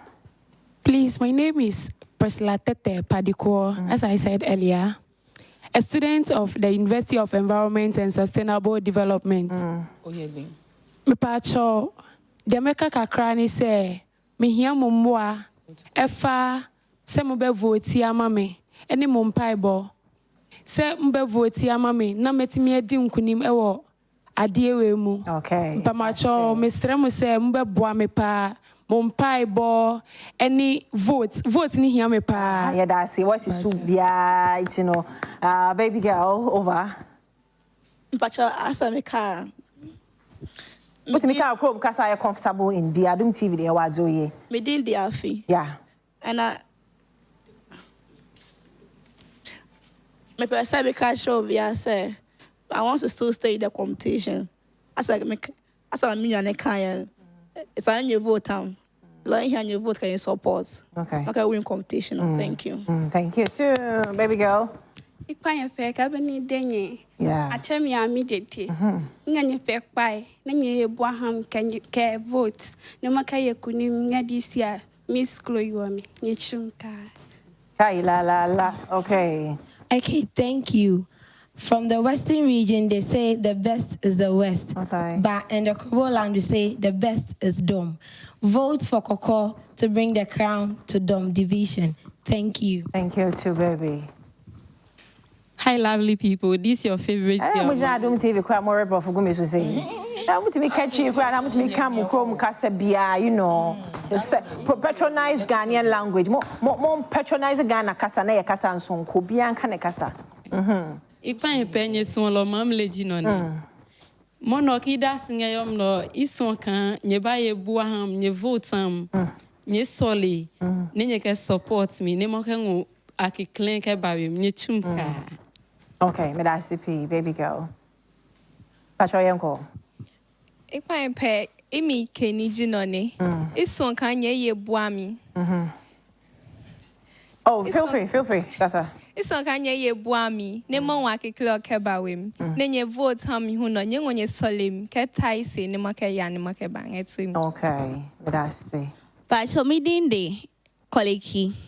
Madofo nyina mun vote mame na kan se mi ntimi winning. So person vote mame a dial *920*20# minimum unique code there SAF2 SAF2 obetima vote amame senior ope biam dase. Okay, it's because Adom TV awards oye na mamrani amane ho hia yenti no.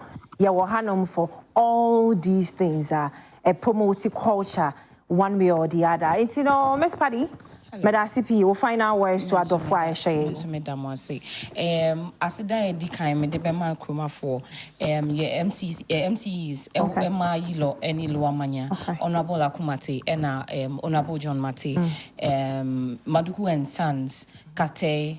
Many of them Paritech, Philips IT. Okay. Omodo also. Your friend is saying Shasha Beauty Studio, J Spark. Your friend is saying Oji Print Media, Mr. Print, Flexi One. Omodo so na Creative College. Me pa mo cho. Me mbo bi edi nshada nja obi a. Omodo so. But ye ba ye bebo mu no. Mo bi yen. Ena muni ya ejuma ofel so maji ya atum ye gina ha ne ayese edamwase ye remfi mu eni amaya ma nyina ye ni so me din the sister Sandy be a guy OPD I'm a director of Bome Chidom Kobe P our inside of MCR engineering madam nyina master sets PRO Ben Safas omnyina ho master Thomas God multimedia dance God Barrett Phyllis that's all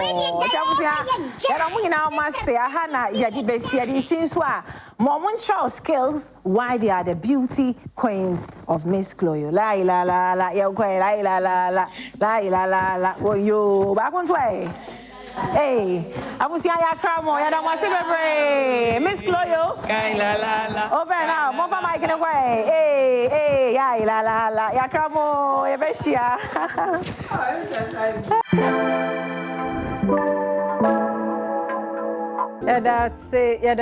That's it. Utenyumia na say Midima for Health Hospital. Dr. Time da so. Dr. Edu Jenfi kumenine. Ne hospital no ho asem nyina na mpanifo edi aye nwumu yi.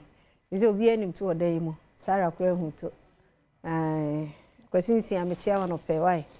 Obehumi afen. Yada se na Dr. Time da so aba. Edu kwada se yo ba na afi oni abedi nkomo na woni tua se busumi so ne birth month. Otumi ye no wonim dada ochecha de sa this month ika besu obi benya ka say last year obi nya dog me mu akwa be mejo so pa it's a birthday na no start yi oh wow kakra oh some month ni mo de o de be ma ye say ya woto say ya yeah konsa papa enu anu no won kwan ye hye nyame ani mo nya ye won kwan ye wade sa won efe thank you combination so o ti ase yeah oya de ade achi bi enipa foforo ba be Adom TV nti yes ye mo de ota benti ye nim ne otumi wadaroma nyarwa na doso yes ye ba Dr. Time da so wa de he na ene ye ka ho asemu mame na otumfo nyankopon ase mete ha na ye na dom ntia na no penso mentia Adom TV ahwefo nyina emsa the pay on the wo me mama me TV mfiri Adom da oh sir yo de Adom de enti se mi aduvura me ko ba bi a ohun mi bi TV no wo bombo de kwa ko yifura wo no be ko awo onkwaso sabre ma me ehwe me ewo ba bi a wo no wo bi a ma me chiao na masanso made panso sabre wo no so hwe me wade pa de obehwa mpa na ono so machia no na queen ana ohima yeah, angel. Sabre o school, will be school. Yeah, Sabre one so birthday month new. Okay. Oh, September. Yeah. One so September born. I see. 25th and me 21. Yes, na anapa de make nyina ne say. Ade bi sie cha fa de Nyankopon e de ne dia magana fo nyina eho. Nkwadan ketewa na wonya yalesa enkuran ketewa ne wobubu wontumi nante ewurade na meso ye nsenkyerene ana last week metonase no maami bi ba na just adanse no na obi aye tears of joy obi ntimi control wontimi control ne ba enfie poli dumienu ya oyewo no onante da na ewurade ya Adom oba nyina wada wo ma paadi bi amtse ka no na bebe obeko bia ye pia no na abofra tima sole afrimu asifam anante a de nyame na medimafo so ye no eburo nipa adwen ne entiase so last week asem we ba ye metuwa na mabita mo enti nyame bo me different ana me ye normal te say de ye hu se obi aye normal ya na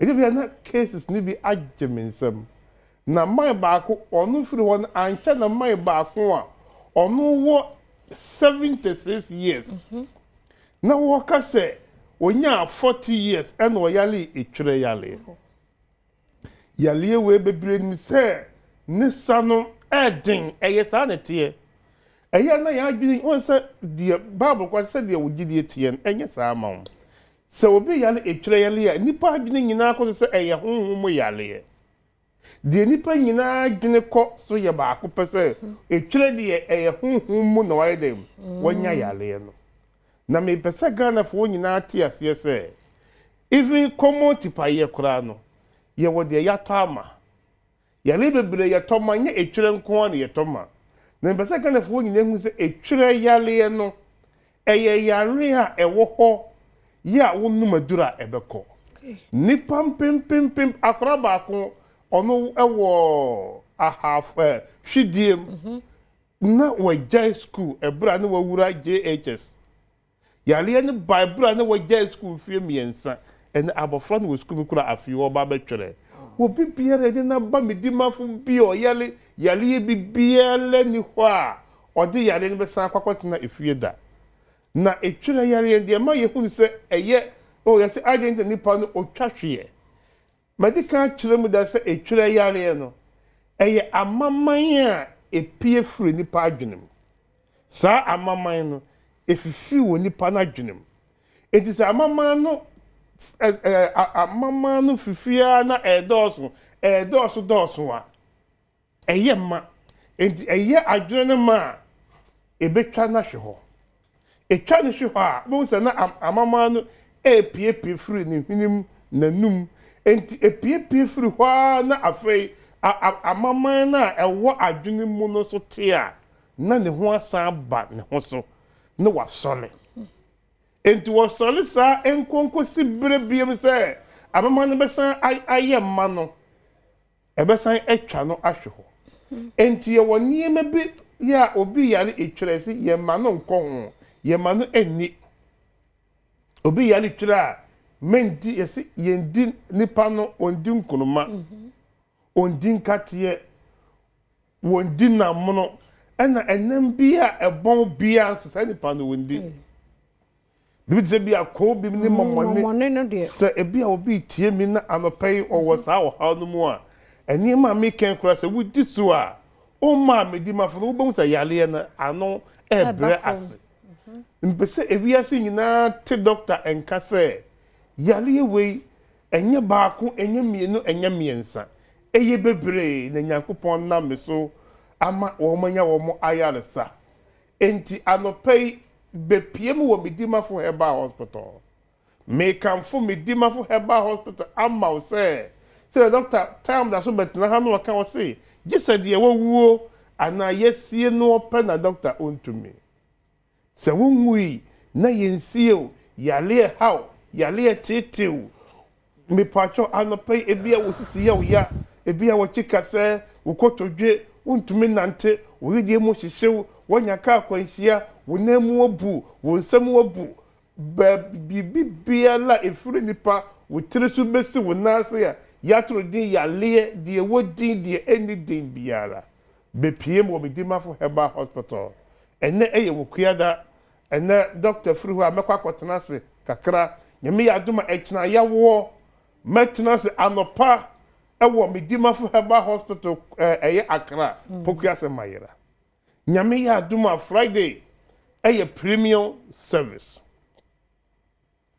de senka manfa ma na yenim die ebesi ewo mayimo because abaya dwumefo titiri wa efre buki eba premium service no empanimfo enyagoro obi se echina me ba doctor mehu nyame ya to mechina wo ba obi hume echina ya woda no umra no ene se umra nipa bebre wo last week Thursday me transie nipa me sore na abobe no nkono nipa enyasam ketwa and last bed 3 weeks near 1 month me the 2020 video beto ha ama obi ehu enti nipa wenyi na 2020 wa mo ba medimafo na ye twa 2025 2024 enso to so a wo yembe sewo na me pese me kire Ghana fo nyina ne se Dr. Tam da so enye fake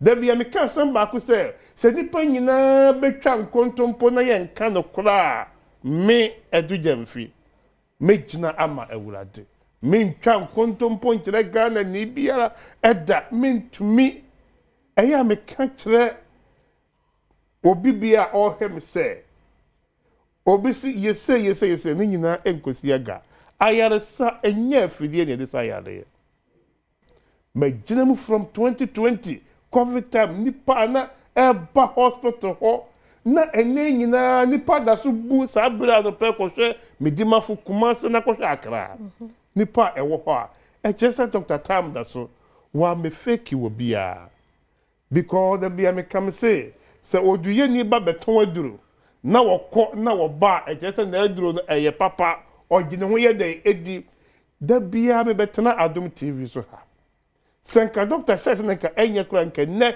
ebia mi ti metena TV so bia because eye TV kese ye ewiase nyina wo bia de ehwe bie na me ka kire obi bia sa onka na komanto no yem na me ka appointment no ho asem ekina wo ba obehu me all right obehu me ba wo mra na enipa no dooso obeje wo card ya na we the line so eduru so anu mahwe but Friday ni die essence wontimi medi line tin yese frɛ na book your appointment to 200 cents etoso na yema code na yema time enti say yema 2:30 I would say 2:30 no woni Dr. Edu Jamfi wo appointment enti wo mra 2:30 na ya hwew na wonya kwa akọ bi a wokọ elike se wo metina ho anopa mesala ya ma nunkodu anwumre enti na mese Friday no womo eye aban adwuma bi a womu ni adaje no embuki sa appointment eni wo bi a wo say yare no ne condition no enye wonti metina ho emesala wo so fro na book appointment na be share me Friday na me kantere oyarefo bi a say de me metina ha anasa me betina TV so a mani je dan say enne mekwakotena si na me hye adwuma si na wo ba hoda ba na obisa ni pano say maame ukoye na uba ya ukoye eti say de mama ni je no obati say doctor me ba na mentumi nante ene me na me baaye doctor me ba na mani ehuna de ene me na me nante baaye doctor me ba na maso menti asem ene me na me baaye doctor me ba na metishimo ene me ba mantena shimo doctor me ba na me kura poma enti makase obi kura se wo kura poma na wato atwene sa dance die ni nya bi because obi biara ni ho a okura poma ba medi mafo na wasande poma ekura akofie da anano last week woman bi buy na ose no na ose emfie miensanie ontumi nante da oba na okura crutches ane nan de ne nan no eye for no Vase ma bobet menye be 40 to 50 years. Na oba 2 times no wono ne ba eba edi na chi ba be ka kire ye se yentimi hwe ne maame no. Na wode na ko hospital se ne ba no ye doctor medical doctor yentimi na eye na ada na ye je maame ni sika ne edi na wode na ko medical doctor bi e okurum ha almost ne nane enye ye se ye twato twene me sorry makoye dane ka chen se maami we enja crotchet nanto kwa me ye CEO anase adwumedi a me ye ese me ye CEO ma me dimafo herbal hospital me enka me jai enka me ma tiritwa me ye advert biem ba insurance ka ye urade last week maami ne ba no na bibi onye 100% o togu ni nanso kakra de nanso pomano a crotchet na ekura no na ekura ne emfie miensa wo se wachi ne hospital bia ewo o my God ha enye nanko ne bra edi kan obi yale a o chinchin o efri tete wo hwe obada na moja tu no wo se ayale safo agye na japade nyina enso no wonya akoto na me ka kire obi biara o hwe me anopai se ebi a wa chinchin acha wananti ache emfie bebre so yale ne enko ba anopai ebra yesu koto Peter wo pono anno no o ka kire se onka kodo no nkodi edo wo se ya ye adwuma anadwumu nyina enso ye nya hwe na enso ka kire se owura wonu masam yinti meka kode edo wo ka kode edo no obuma ampata bebre se nka no pay wo to me a wakona to agu no makasa Dr. Tam da so na nka me se me nko ba bi ebiem nanso enne me ba me dimafo herbal hospital e kina me ba be hiaw ana me be frɛ na mabuku my appointment ya nka ayarsa ebe yawo dia nyakopo ya adoma 21st September Dr. birthday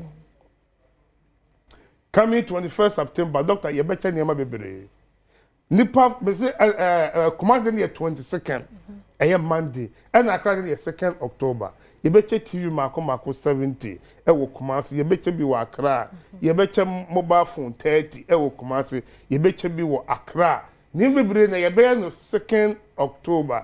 And I bet share Takwa for boss Ayaresa Crusade no. Ayaresa Crusade no 22nd October. Me de kwa Takwa. Ampaya Ebeja e wa Takwa 22nd October. It will be a OTM no on fast date into 22nd October e wa Takwa. Me catch Ayaduphobia say Uncle Tanas Omana Kuma and Tunde. O person about premium service and part of friend number we 0591 202375 0591 202375. Oh, but make it a good TV this one. For away na book appointment. Tier 260 so na be share me Nyankopon ya aduma. Yeah, that time that's what say papa na yeah kai was say best brain publication. Yeah, bia ya ton enwomasua ho niema nko a nti ye was 6 real course skills creativity and imagination books ubenya bi student leadership, citizenship, critical thinking and problem solving, digital literacy, collaboration and communication. We nyina ye books make us say nakap one more agia tumu nti borrow bookshops bia na books makankan ubenya bi best brain publication woman ediaba for number 0507 200 200 0507 200 200 and 0504 200 300 best brain publication tomorrow education today. Bernard Amankwa's celebration of his grace concept no baso nyame Adom 21st September Dr. Time da so ne birthday no our National Theatre Bernard Amankwa celebration of his grace baso Adom to 42 and one more banti nyame Adom brebi na yen kamum yen ne radia say baby odi na beshi National Theatre 21st September Bernard Amankwa celebration of his grace nti ye betwen na wonso do animu nyama beta to kwasi insia ayekrado odi asemidi kan to so twa na obedi sika obasisi e na no pay obi atwa 50 Ghana waje 1000 ache mbotom yo utwa 5 cedi 10 cedi 5 cedi sa won so nya 1000 Ghana star 281 hash option e for utwa obedi kwasi ayekrado to so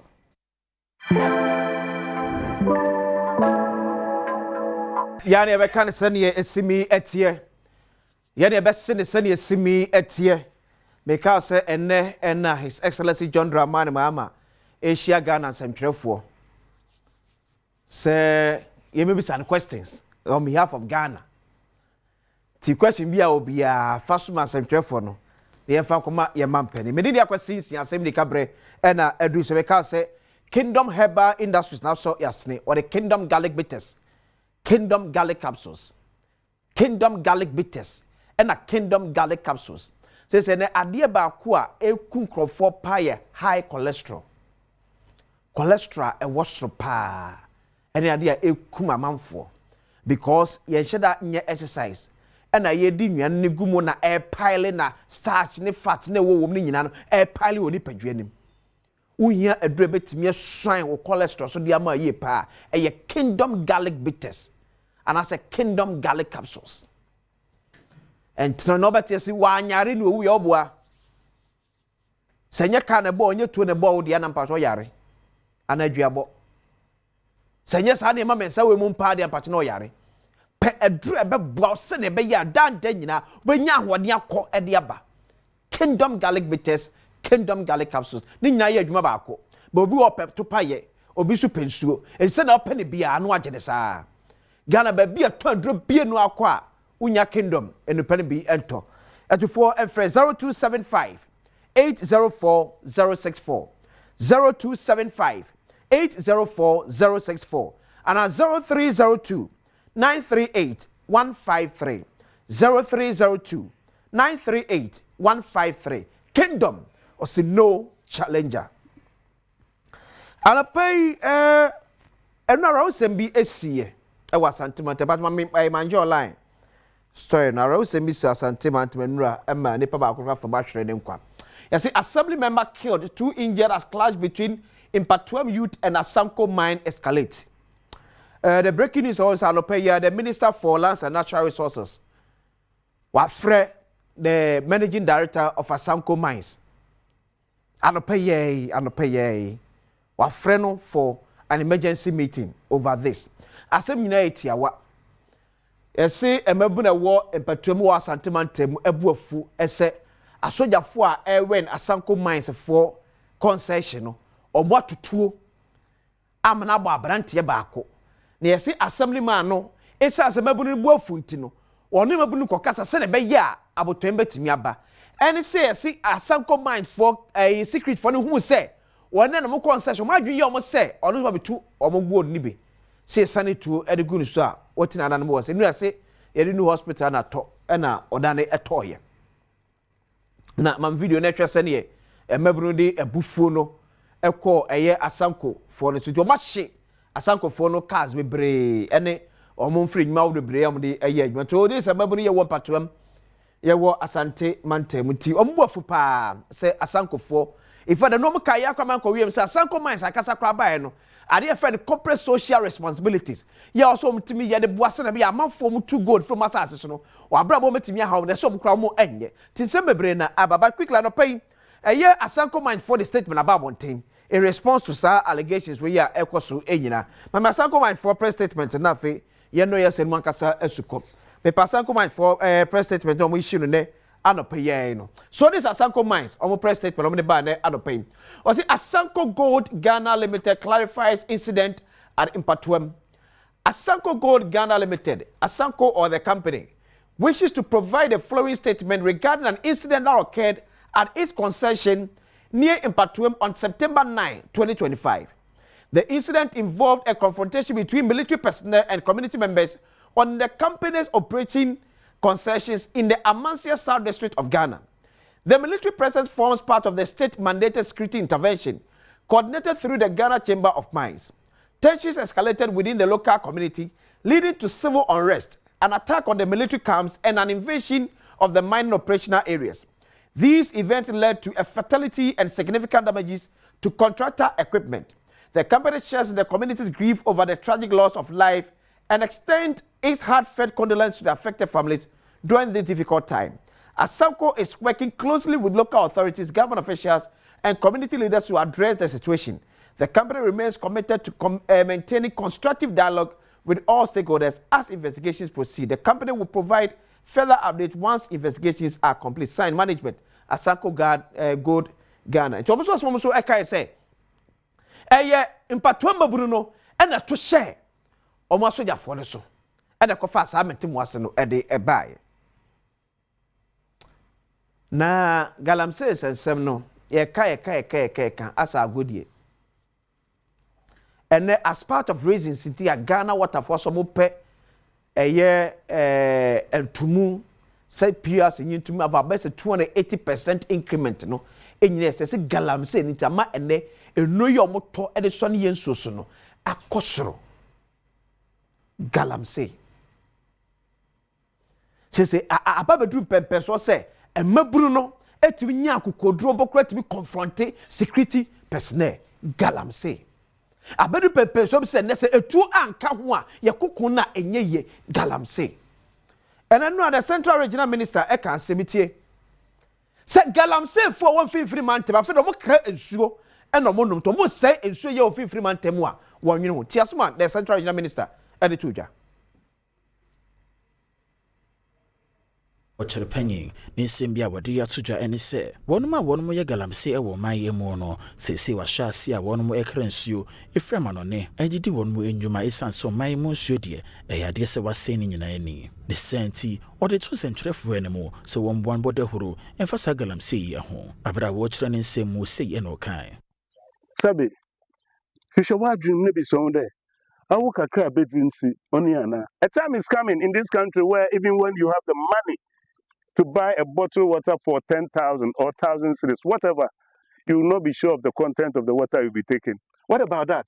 Ya baba ya brother man no bodura ya bodum sune yewu. Impa be brenane what can soup baby one Morgana. When I was saying suni ye wagana pa na one musa one musu wagana.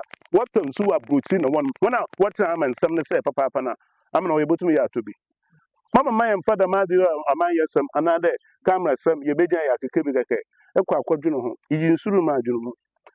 At a bottle of water, eto pure water na onye sachet water na adade he no be fiaba o say na dodo na Ghana water fu won sua na wo use dodo na mo nsua na wo package wo de on na mo nso mo de bufu ma sa atre mo nso mo ye bi so bi bop to mo nso 2 cities na wa ton wan yan 1000 cities a on ma nso mba ye bi was wa start wo ye bi into was what na wo ye ba this what be fin aba o me nhwani me dey see na oti asoma minister kan ye mfimfio mu ma ye mfa galamsey kono enya amanyosem Mumma yemfa galamsey kono enye amanyosem. Enano ye kansem krone bi nipa bia di yom se. Enyo mabai na waso nti so kwa kane saade a you are saying something to favor abai no.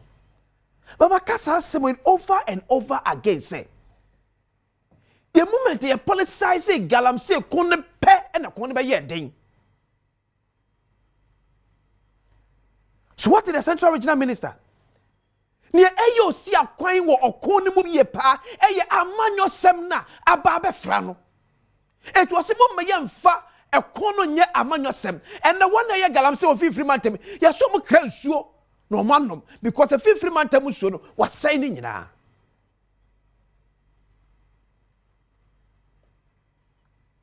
ana minister say ka ye bedu bi no ukuta sika nsuo kra so nya bi no ato Germany for say poison munsuo Yet ye yang and ye poison yang kasiensu.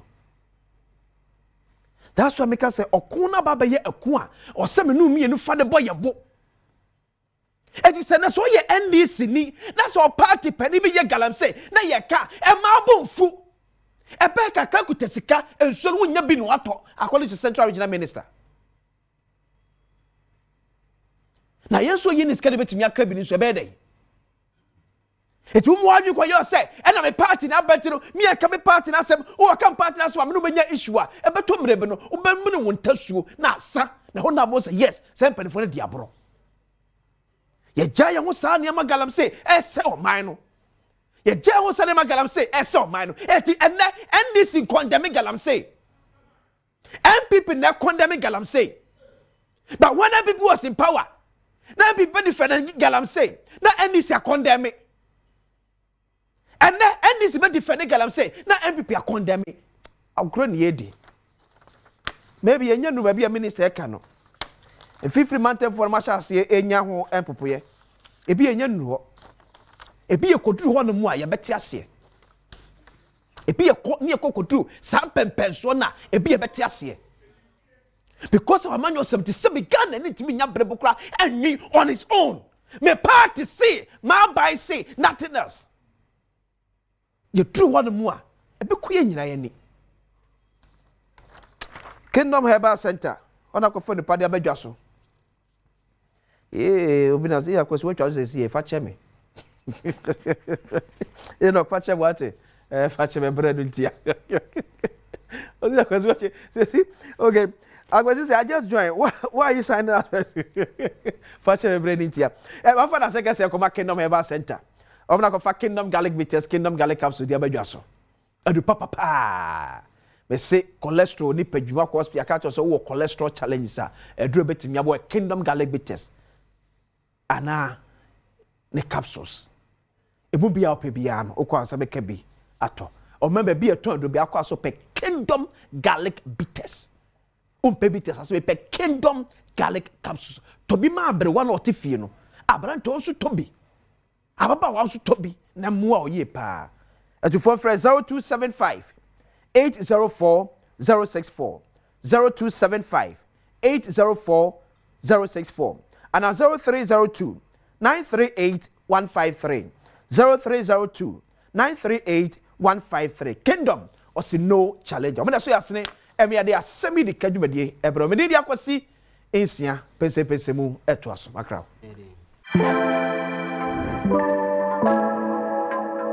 Yabo munyina machima akwa baby emfa emra bedwam dwumade so on Adom TV live on DSTV channel 280 Go TV channel 119 Multi TV dey give us on live and so you streaming on all our social media platforms from Facebook to YouTube. Baby akobia search for Adom TV. Adom TV.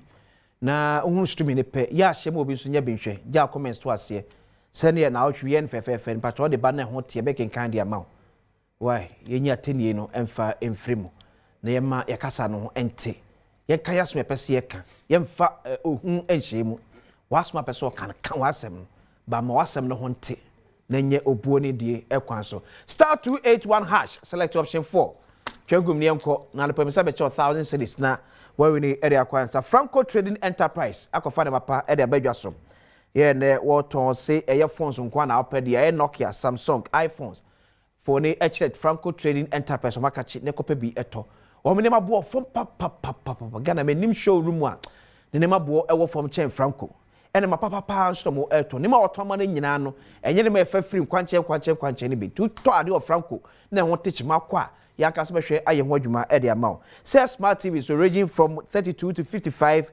inches or tabletop fridges so home ne what Franco air condition from 1.5 to 2.5 horsepower CCTV camera ne ye camera pa wo ha ne tamalekura betwon enye CCTV camera so what as we dey as Japamesa there be as we dey as kwachi aka ye hu ne ye bato nye Franco de bia nyamia wadne watimi asifie ne wakasa fie wo shop wo company na pe CCTV camera e de abom ya ubenya constant report about adwuma na ofia to for free Franco akache also to ade free omo online so nya 40% discount free 0246 422 338 0246 422 338 and 0555 939 311 0555 939 311 Franco Trading Enterprise was still phone papa efie and hodom and kwala bio school there's a school pa pa aba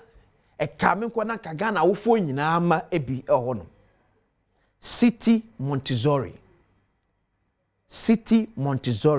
Republic Academies Cambridge Department he me just school we sinyame wadom na abatimi ewremu a obatai watwadi akyerɛkyerɛfo no ɛwɔ abotre unimade na wɔkyerɛ no ade ba ko ɛma de kyerɛ ɛne adesua kɔ nkan sɛ nipa na wɔkyerɛ wade so wɔte ase a ɔnyɛ ne gidigidi ɔde agro bɛkyerɛ ama sɛ no besimi ate ase de afa no oyem kra bɛkyerɛ fa ba no kɔ City Montessori sɛ obo mo nkyɛn a AstroTurf Robotics STEM ICT Music Lab school bus and so on body facilities akasa so hodom hwehwemo ewo kasua Obom Road Oben Lamte Mills obi admission atum frame 0249 282 529 0249 282 529 City Montessori si building global citizens yebabedi ekobabejafo atenase enu akomodie ya ye hyase ye to aso ne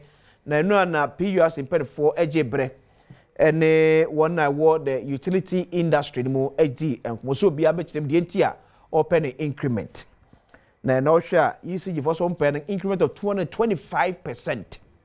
Ghana Water for some pay an increment of 280%.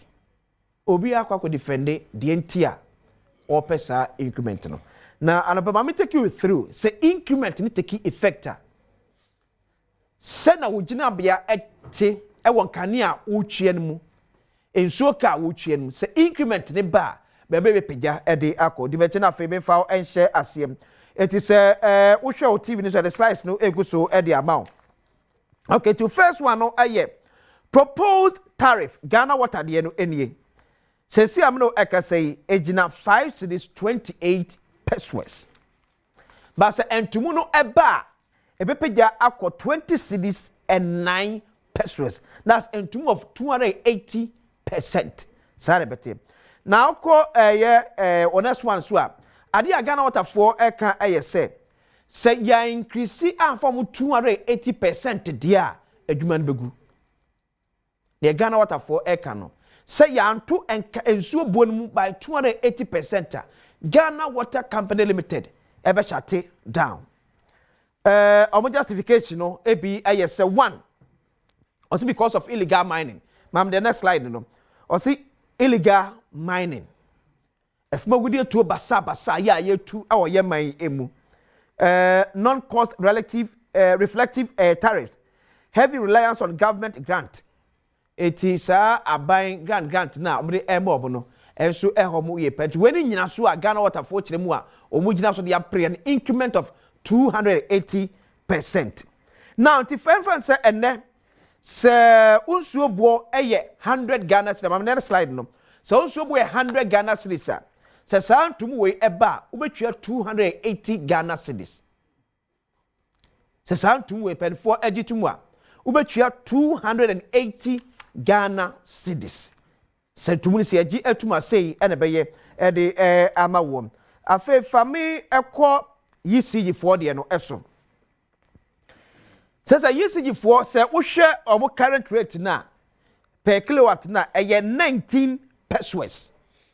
19 pesos. But near yisigi for ɛhwɛ no so munya 225% na ɛbɛkɔ 61.8 pesos per kilowatt. Netco ɛyɛ 56 pesos. So musu enya omu increment of 174% na ebeko 1 cedi 54 pesos. Gridco aya 7 cedis 38 pesos. Omusu per increment of 75%. Omunya de obeko 12.9 pesos. And a VRA aya 45 pesos. Omusu per increment of 59%. And so de obeko 71 pesos. It's omusu de no. Eti se uba northern se projected tariff increment. Si aji we nyina etumu ewia uba southern sector. Yebenya increment of 105%. Na northern sector nya 120%. Si ye na ewo esoro nom no. Ye de yebetuma kɔ 120%. Ye wa na for eba 105%. Eti sei ena quick command for enkonentie asemo anura Electricity Company of Ghana head of communications William Boateng editu dwa dienti a yisigi hia sa increment of 225% no ene afa mo mususu aso benya awo yenka ne ansem so tie William Boateng.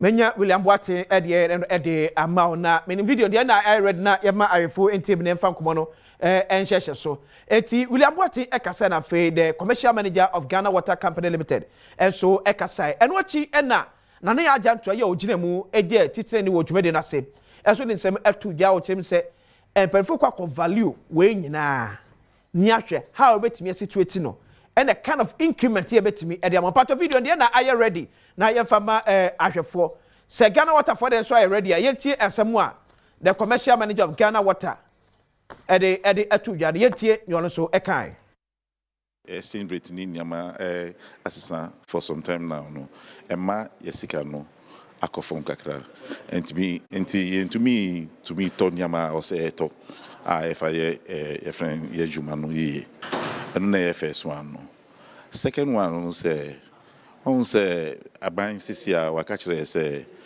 loan dodo a omujima nyina ye de adwuma no ya yentua first na yentua sage loan Ghana Water Company no yentua sa loan no asisia no yesi yentua sa loan no oh say normally no ye treatment plants any a pipe like a see any women no yeah ye taji loan any grants any nyama di yes nyama no ye nyeska to be tomu on the same scale issue di ye juma no issue nya free everything and rivers ni lakes ni nyama no na say we say issue no aya say apart from Volta Lake no say issue ni nyina no ni nyina say nti no say betumi anya nsuo dia o say nya nkroji ma amafo benum ma omunya yare na bebia dia agi say ye di chemical adodo e di ye adwuma no nti sesia ro enu na ema na obehu say ebia ye yi along 1 cup e di treat o ntumune de ehu hia se ye hwa ne ma bebre a chechiri mu se mu nyina amate ye de aba papers mu e website se sia me no kase e be presentation ama ye nyina ye hu ne aye pese ye kire no na wo hwe ye operational cost, your friend operational cost, which means cost administration, customer services, CMA, investment, I said, you real minimum. And in your because in your manner, you use in your video, that say, Bibia, Fidebia, Bitubia, or lifespan, as a replacing system, you expand it, you discale room, Sandy, I bet you, Nuntina, you can say, your baby be a my own. Now, it's my money, I swear, and your body be a. Okay, it's William Boate, Enye. And before one day, the commercial manager of Ghana Water Company, Mr. Fientie Nanaya Jantua, on a PRC position on proposals here by any how and penny for Bejino Afa. Because parameters now are there tires, no, Osha and cost through the breed. It's a very near sunship. Their friend is a generation mix, I see a share availability of power, the load, electricity, and for use. Nini na ye make a cabo at the end of the day. No, utility PURC may take a decision on the matter. Near Yama order, a chere say na ye kono. Ye share timetable na obebusumi mienu. Na sa a tariff win from 2026 to 2030. Eti Nane Ajantua, a board member of Public Utilities Regulatory Commission, or a presidential staff and so on AD Jumedi Enim. Yaji reasons in Tia or says, Omuya, Omni Ghana for Subishia. Near beside Ghana for say, and Tumuna Omo a penny. Reasons of the attached in the Ghana Force margin, and was a for what I say. Otherwise, your partner say, former member of Parliament Malaysia was second constituency, former Deputy Minister of Energy, a former Minister of Tourism. Ewa, and as also the Honorable Peter Kwachi, aka former MP for Amenfi Central. Honorable Peter, yes, sir. Was also a marine engineer. Yeah, Mama, you say, yeah, members of Parliament, no money, or yeah, one of U.S. Marine Engineers America phone in Huagro. Never. Honorable Sheye. Yo, medasi me. Na me mamu ina achi. Na me ma Amenfi Central ni Ghana fo ina achi. E chase ano. Ye be chase mama say okay. Wo say enom to say. Ah, muni be in Adom kwanya me za chen. Opposition ye. Oh. Che oye face. Okay. Minchia wetifo. Wetifo Jose. Minchia brother aka. Ishe ya chere papa. Na mofa kunye na mon wish His Excellency Alhaji Dr. Mahmoud Bawumia well on the campaign or shall say or Ashanti region and the pay. Okay. Party for na or Ashanti region. Ombe wanakumum na ne nsampa odinam no. Won't say. Okay.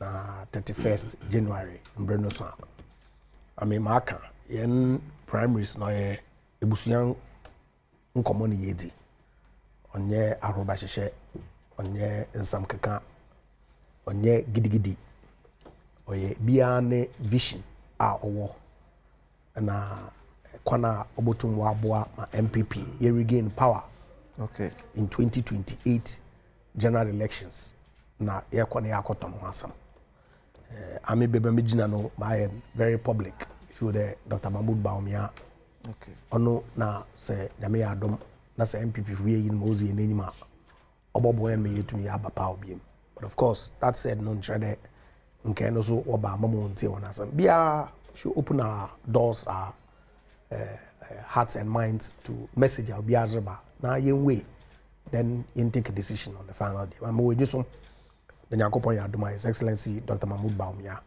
no bezin kunim ma yina akọ akinsi 2028 okay yeah minia asemo da we knew you started politics we dey wish mo flag bearer aspirant well no problem or on your hand so minia no Mamba start because he come the ben na bunu mukoko we yi mi na agofo man start they are from Western they the come wish you say more party more start na more organize because the fit near so much say so one feel you move pre ho ama in 8-year cycle, a bit drawn, you cannot come to power. We are well foot to add the more. Physician, don't your party. Don't NBC for sometimes no, I get amazed when the way you want to comment on the MPP issues. Sir, we need a strong opposition. I can't eagle party. Oh, intra make. I can't eagle. Okay, maybe because one organizer this 8 years no, you cannot come up. 4 years. And about opposition 8 years. No, this 4 years they definitely no matter what they do, they will lose. And the SMS. Or may lose 2028. 2028 they will lose. I don't organize it. Now much me appreciate. Okay. 8 years no, if they have done well, maybe the cycle will favor them. Yes, sir. Now the more you know, 8 years person fair and now more I shall organize. And there will be no opposition for long time. Why? It's already but well, I'll give that advice. Minya, maybe not fana. I don't think so. Tariff increment. Now, tariff, you know, ubo, clip you hana.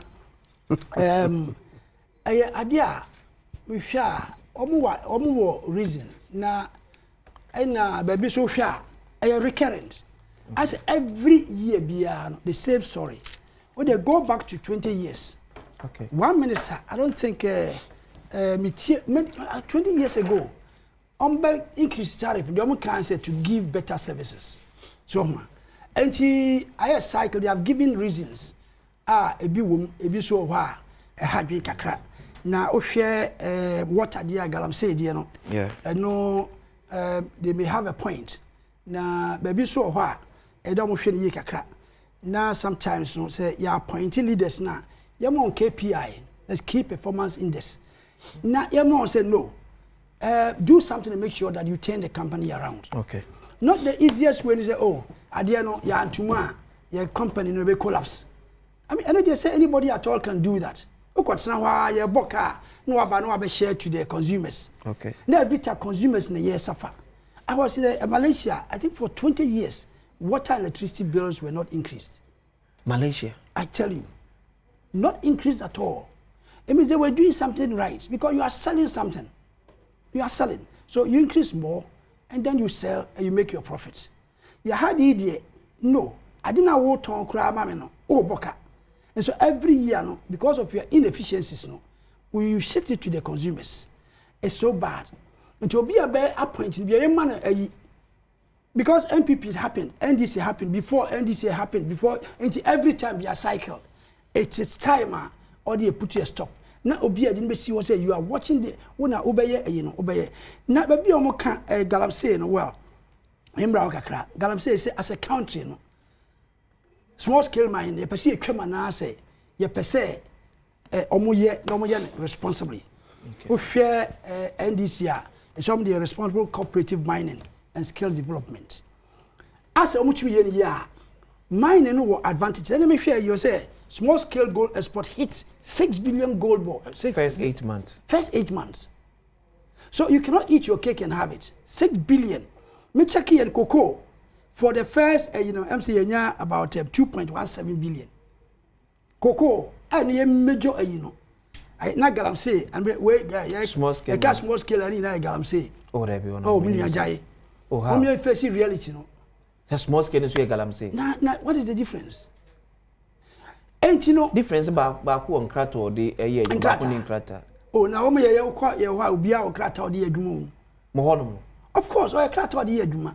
But responsibly, no, and the dear you will cut out. Me, you so person catch them say small scale mine and abed and galam say na ye gold export na kosoro. Na gold export ni and hifa. Oju say ye galam say ni ade. Small scale. Okay, yeah, you see that nice word, small scale.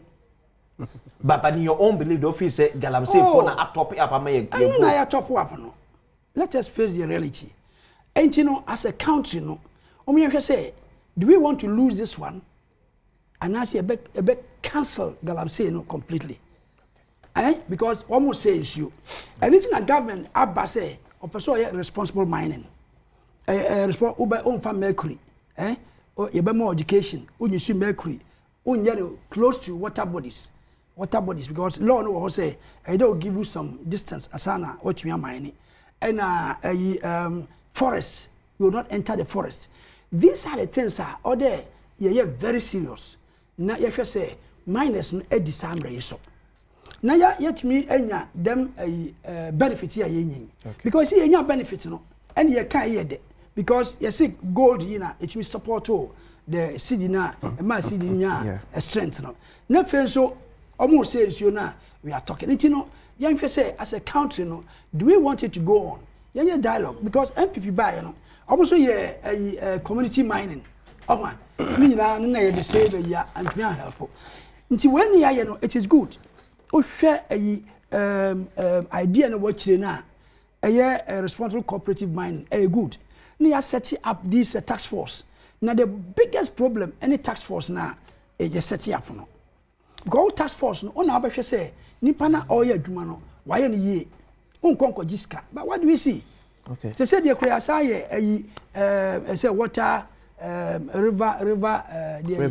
river gas and you know bad you twonka and they go there and collect monies and say nipa na ye bone no kura on hwe nka and yen training miners say no more help the economy na yen pese mo be say you know because look at the PURC obe share cost na ma me am the gold sikari bi no and I'm going to suffer and that is very bad and yen sa a year abandi aba no on hwe no concentrate no yen strictly say no if you spoil the river bodies now no you have yourself to blame now miners so we must let them know say well mo discover ukoye no hwana ohwe minus na I always say ohwe adan a omutumi si cars am use ni local economy na boost no wa bra actual mining towns to say takwa no ni ade kwa it's a mess na iso ko areas na eye galaxy na otumi say the people no omo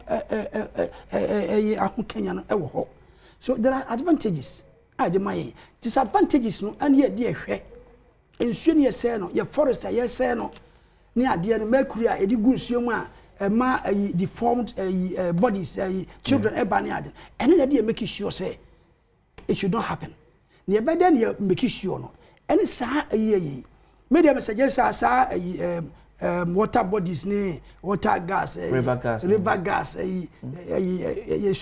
school learning water babies school book be water babies I don't know I was in the minus no plight no cause it can give from no I'm telling you you water gas ne oh because now water gas no this will be a share winning from now or the kojiske so equally you can also say me and ma soldier for na police for nko enwure soldier for ni nyina no adu nyina na police for ni nyina no sika ade ntro mo kona still ensuo no esa enti be ne den enti me ka say no minus say follow say government ya educate you ye look we don't want you to go hungry the person mo ye na mo boa the economy na mom no ye pese mo say yensuo so strictly ye beti on tax ye mom tua tax and they'll be ready to do that na sa wo mo ye ko so ko check won because can mo size can you tua menu anyes ka ketwa ti ye withdraw sa security agencies ni nyina na has it helped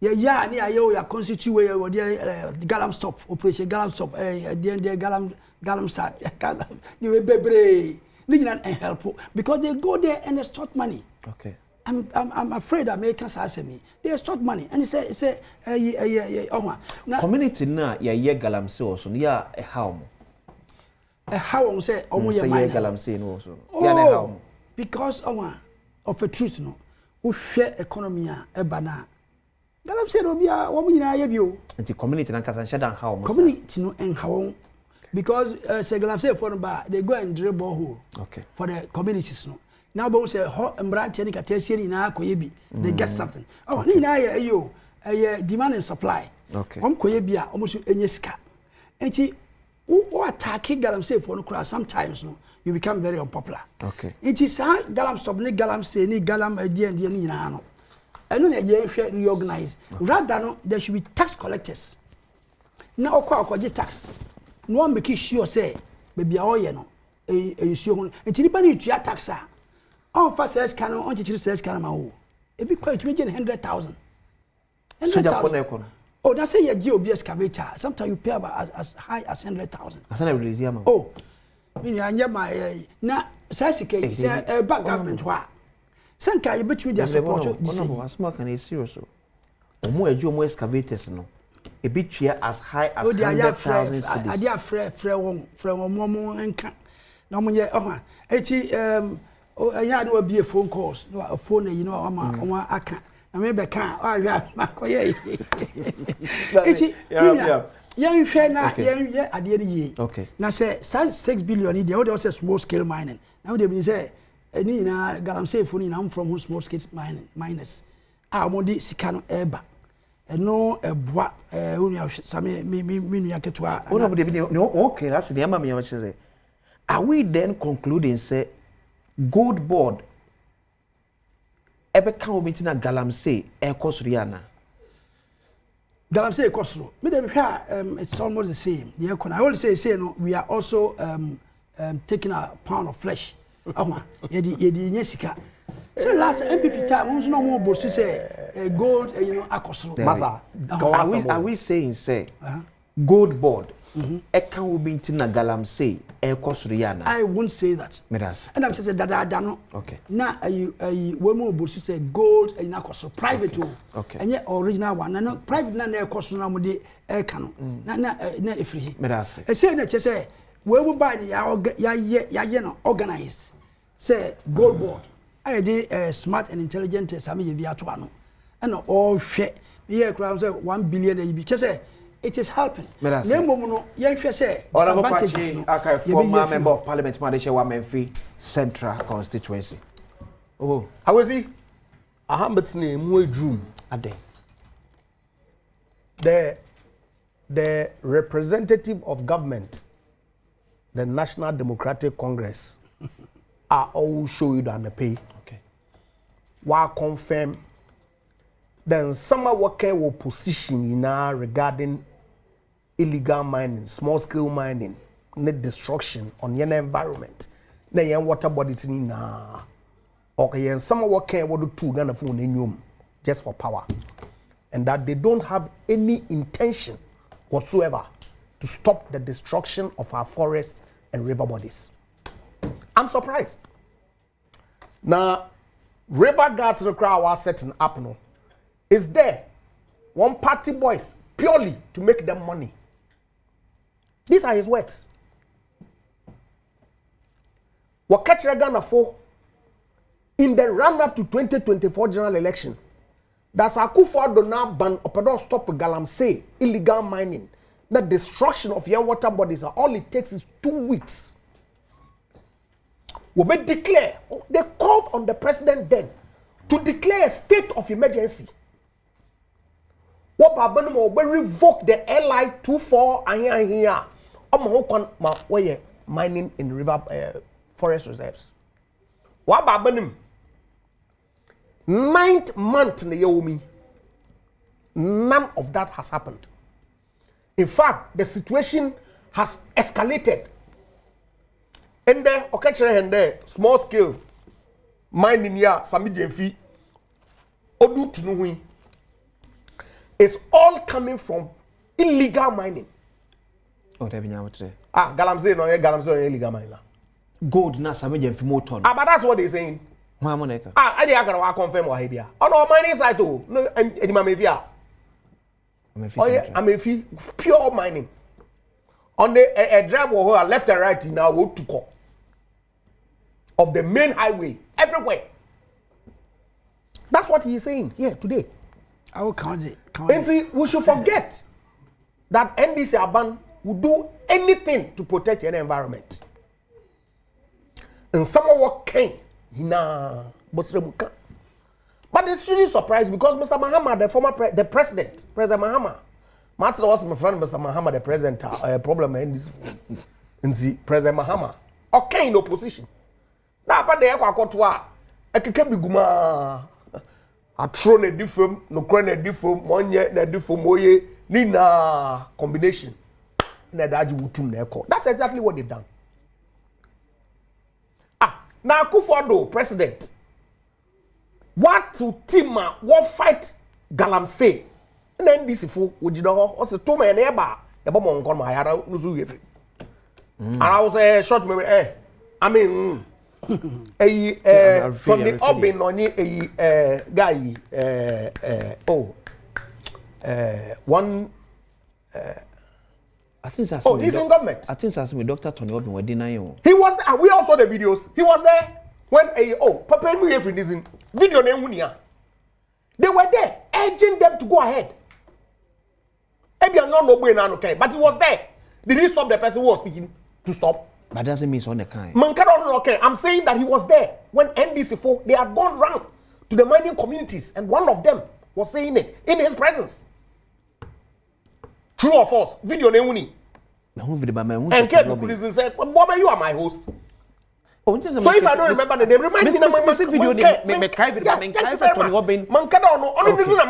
I saw him in the video. Okay. Gentleman Obey no Ken. You if you remember his name, tell me so that I. Yeah, could be a Mekai. Agozi Usubani J. So look, let's say proposals are entities no ECG and only Ghana Water or that too. Ordinarily in Konyawa was under Dama Ejaka Keno year on year be a way a major tariff reviewer. Yeah. One proposal was ordered in Akasaka. But Okotubori has no PURs for Bokumburi no. Now one approval also babano undo the levels are open entities no open. But more especially with respect to ECG management and board abandoning or appoint one in the early part of this year the same abandon or appointee the management and board of ECG. Okechra Ghana for the one of the major components occur into the tariff or your fuel prices, right? Yentua 1 cedi per liter, so that one transfer them cost to the tariff. Okay. Yeah. So why now? Why are they using fuel cost of generation? Fuel being a key component as basis for tariff proposals and that one. Other there could be some change of the GM1 cedi per liter another abasam. Because remember, the board and management will report to the minister. Yeah. Them proposals you want come minister before he went to PURC. Oh, but some most they are not. Mibisa there. Okay. Into supervising ministry. Okay. Obaketchen hen there. Yentu 1 cedi per liter so that when impact the tariff. Them proposals here need agencies. What submit to PURC is not aware. Oh, can you see GDN? Yes. Okay. What am I about? The ministry is not aware. That ECG. So, I catch on there. Say NDC for or catch on the person. Na kept on one some in your Jesu woman natural sura. What we were told that in spite of the fact that gas, which powers 90% of your plants, are yet factored in the reckoning. Liquid fuel yet to only when we are doing emergency. What catch in there? Liquid fuel on tariff makeup no. Emergency. Okay. On can into yentu 1 cedi per liter. Now we often deal with that fuel cost plus other energy sector akawa other whole. The $3 billion. Them figure no crano, let's not even go there. But let's just assume for purpose of discussion okay. That how do we build up that 3 billion? Legacy debt. Of you more Ministry of Energy as Deputy Minister. Now, Tema or constitute or Ministry of Finance, Project Light, to renegotiate some of the power purchase agreements NDC for signing. 35% of the cost that had been accrued was attributable to excess capacity payments. 35%. 35% of a car near the energy sector. No? to the IPPs. 35% was power that we had never consumed, but because of the contracts that they signed, we had to pay for. So if they say that Wajijiska would they go to Yakawa, that eka, how did it come about? Also, look, that energy sector, you hear one full day. That aside, gas, ENI, take or pay, 2018 into 2019 until Ameri, car power ship was moved to Takradi. Okay. No, we inject the gas, we dish from the Yaka. That's it. Masama McKen, that's it. They were injecting the gas because we didn't have. But of course, now we consume all the gas. And see, if you are saying it's part of the cost that PURC calculates. Okay.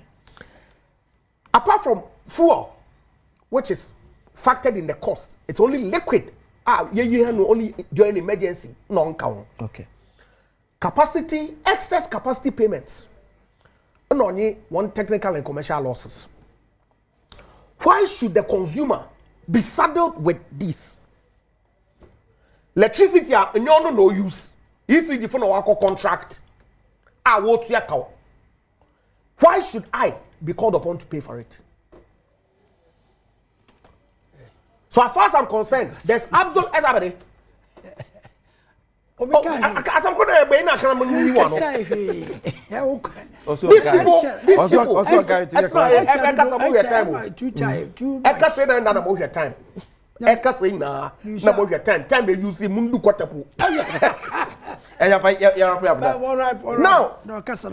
water.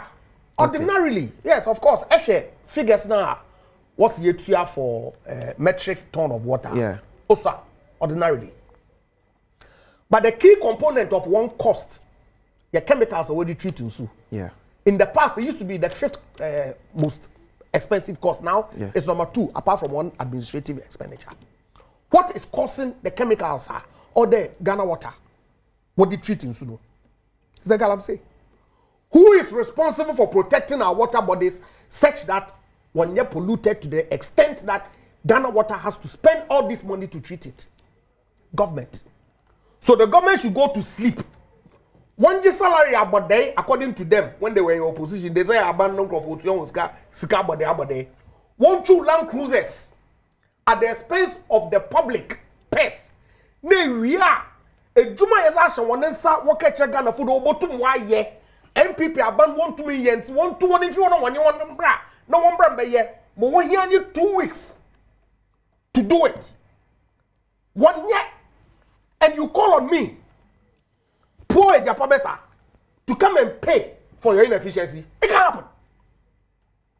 You think it give me a reason why it should happen? That the government, which is sleeping on the job, which ought to ensure that there is no single individual on our river bodies mining and polluting our water bodies.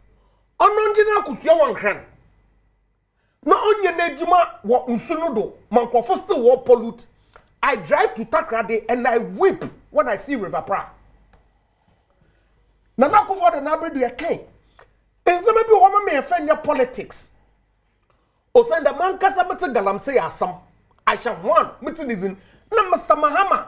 President Mahama no president between the period 2012 to 2016. And see, it cannot be that Ghana should be called upon to pay these increases when the government what to Abama one. The oil one responsibility to ensure that the water is clean is sitting in Accra enjoying fast salaries and benefits. Former Deputy Minister of Energy. That's no one. You've chosen name Brabambacho *281#. *281#. Select option 4. Chegumi buy ababeche 1,000 cedis. Bedroom die, you buy see. 80 bedroom any the first 1,000 cedis no I already *281#. Select option 4. Epacho mame draw na menche the first 1,000 Ghana cedis because a compute Ghana. Say ya be school. Eti wo se be school amuncha nko na ne papa de nyina ewo efa anima edisua for de beko school see free phones ekosi laptops printers any bia ohia e school bia the compute Ghana SA bra from na kosi 21st September Oko Compute Ghana showroom bia ubenya special student discount.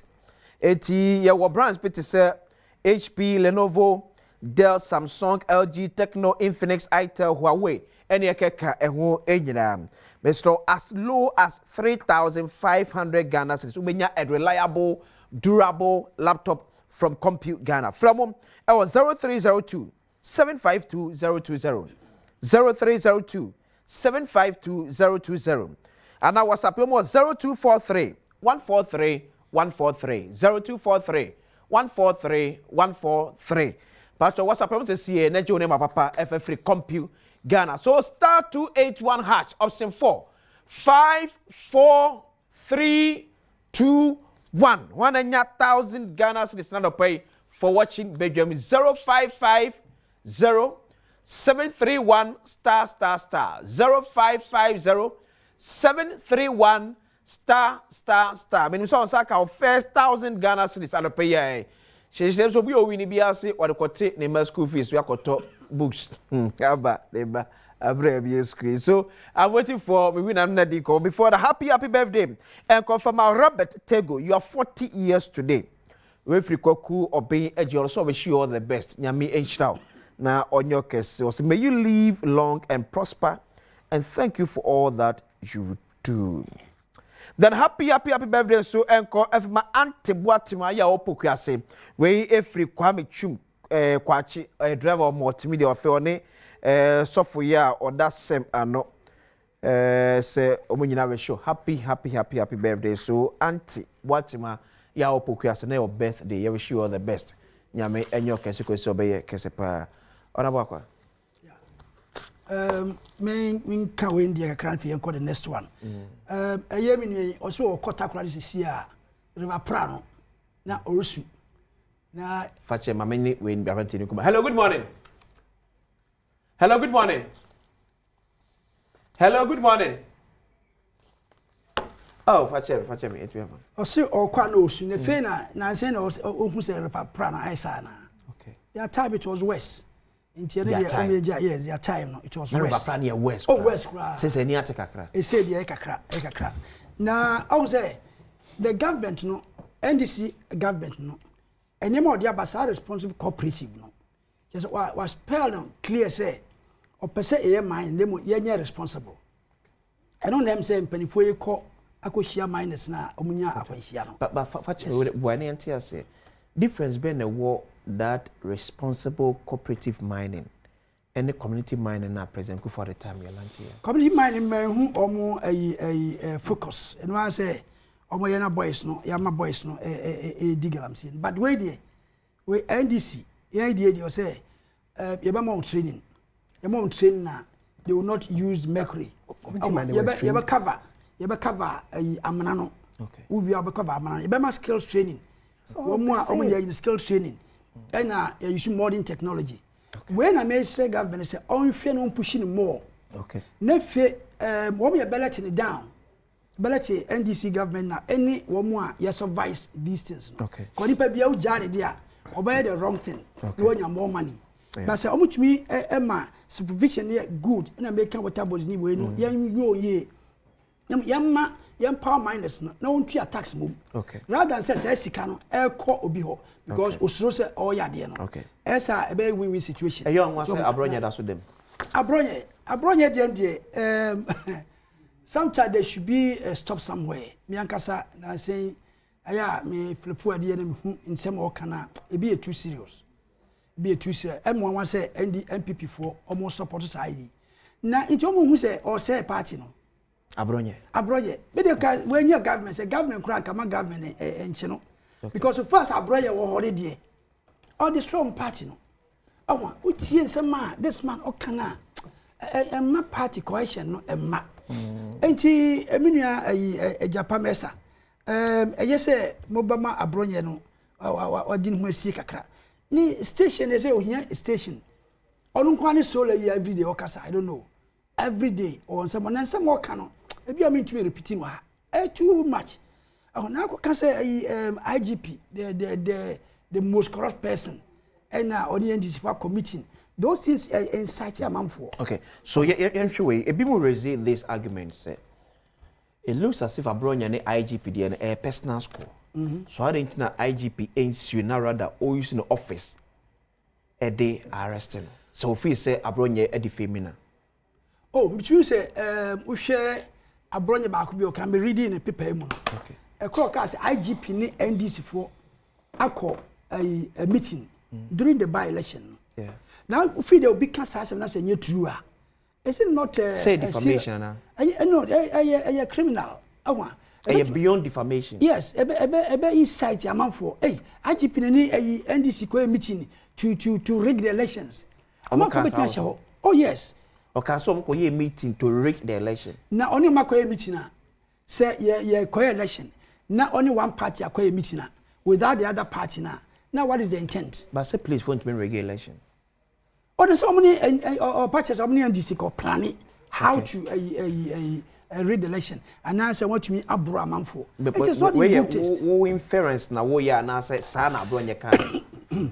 Let me just say okay say IGP and NDC in telephone akushia. Sure. That is the point. Okay. Now was it true? It was not true. Okay. Now not true now can say media very serious. That's what cause public peace. What cause public? You bet me amma into kwaba. Okay. Oh, ye say how kunsi na nko. How kunsi ko no what is asem ya. Nka just go the amount for be chewo. Oh, how? How kunsi? Nka nko di ntokwa baba. How? How kunsi? Na so baby oboko bia na trouble. Wa motu ya obey trouble. Etimia. You do think that you are being fair to? Oh, how kunsi? Okay. Abronya de.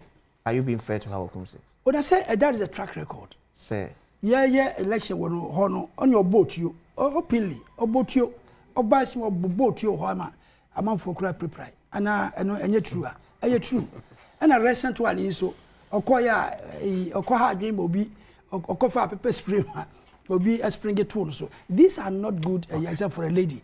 I want you Abronya de menua support ma omo nye Abronya yi kakra hwe ya obegun party one the police service will criminalize speech. Na Munia Kawabats Naha, former MP, on focus on ono, but rather he's focused on summer Abronya can or collapse MPP. MPP or collapse is it not to your benefit? I said, yeah, this is a chair. I say it's now. That part is you. Maybe I'm a catcher Ghana for. These are people who allegedly paid an individual because of friend Kevin Taylor. A robber. Daily. In fact, or scandalizing court.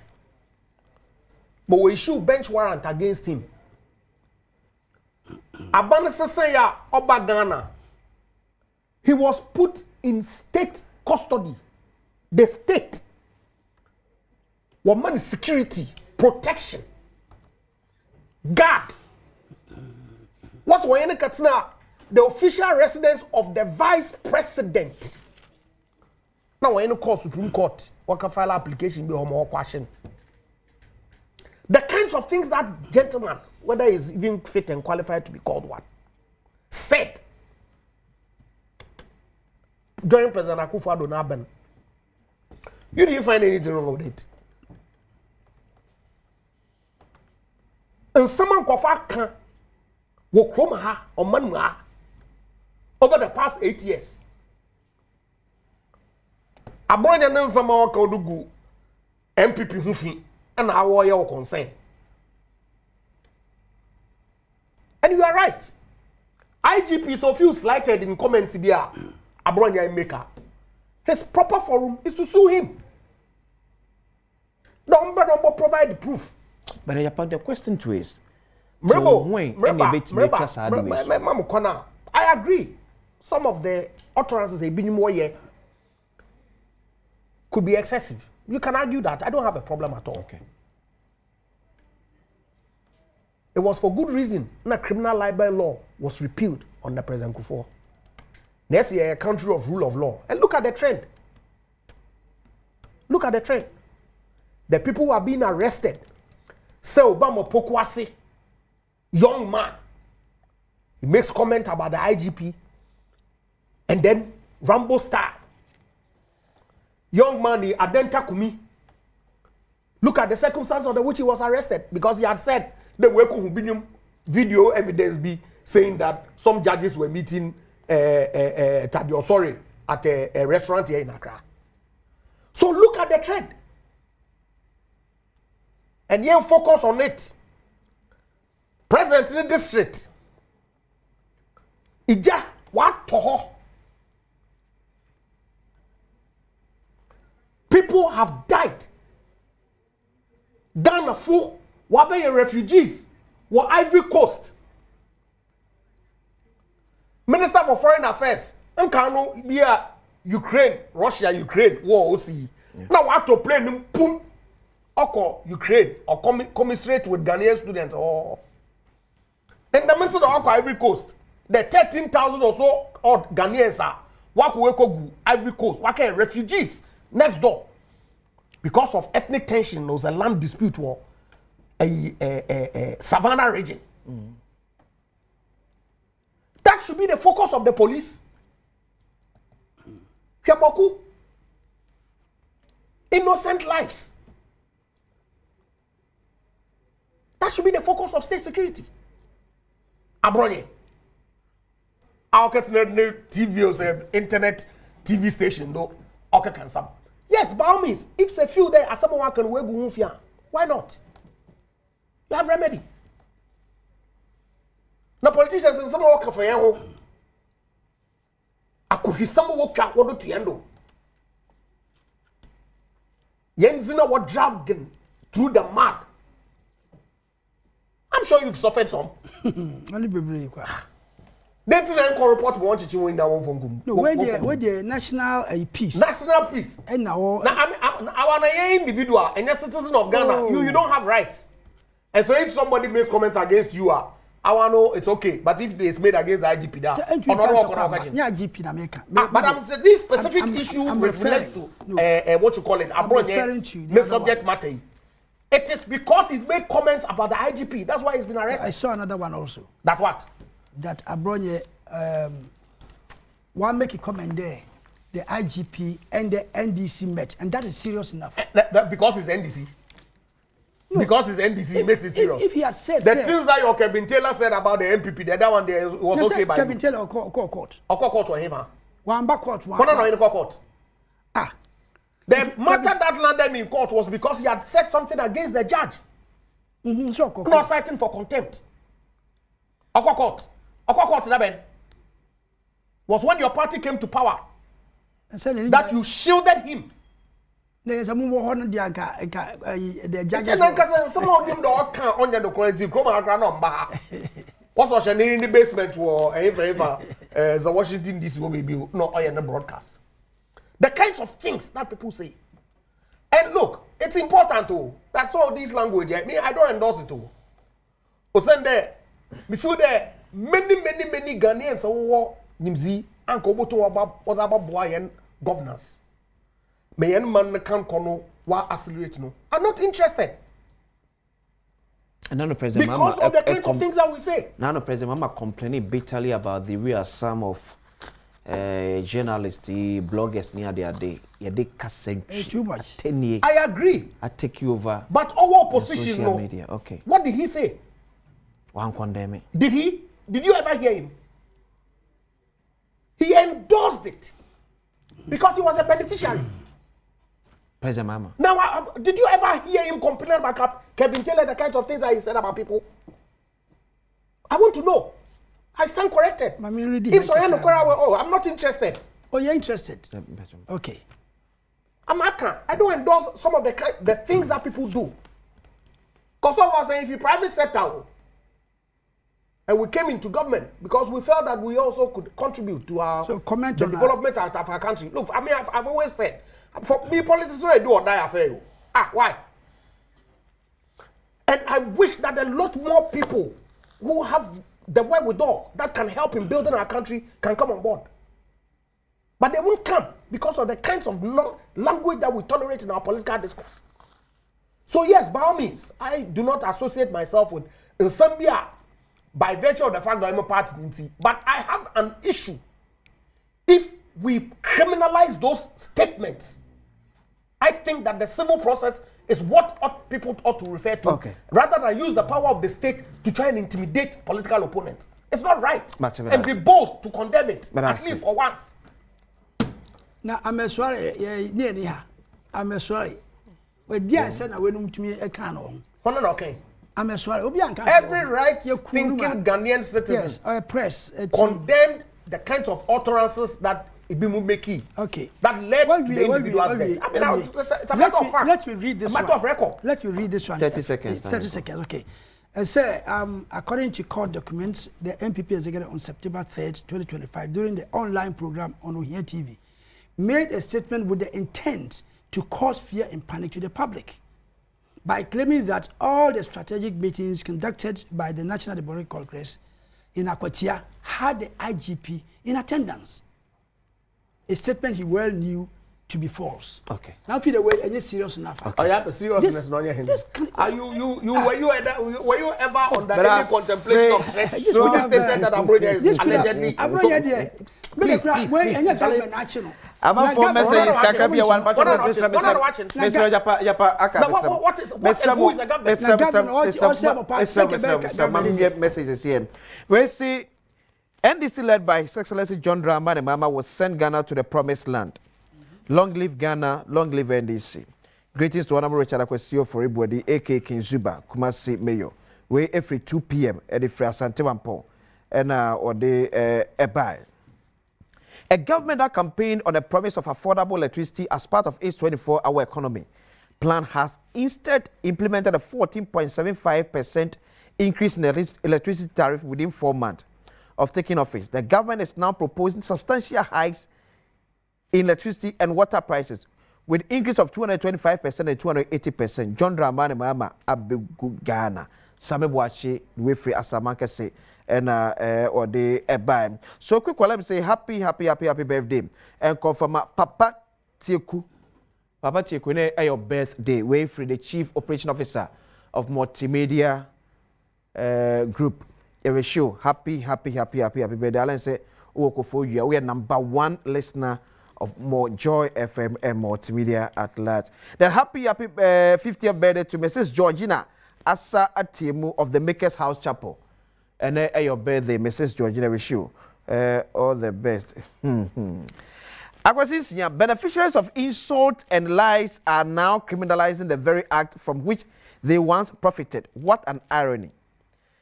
Turning security, intelligence, and enforcement agencies into weapons is a direct assault on our democracy. Today, it is Abroja, tomorrow, it could be Kwachi Aka or any Ghanaian who is be courageous to criticize John Dramani Mahama, Wefri, somewhat Brian, Boabe Hodom, Eda, or the Brian. Abroja has seen nothing. He always insult Ken. Tell MVP man to do the best. We did the see in here. Yakubo Yard watch now. Yabesa Atuaso background.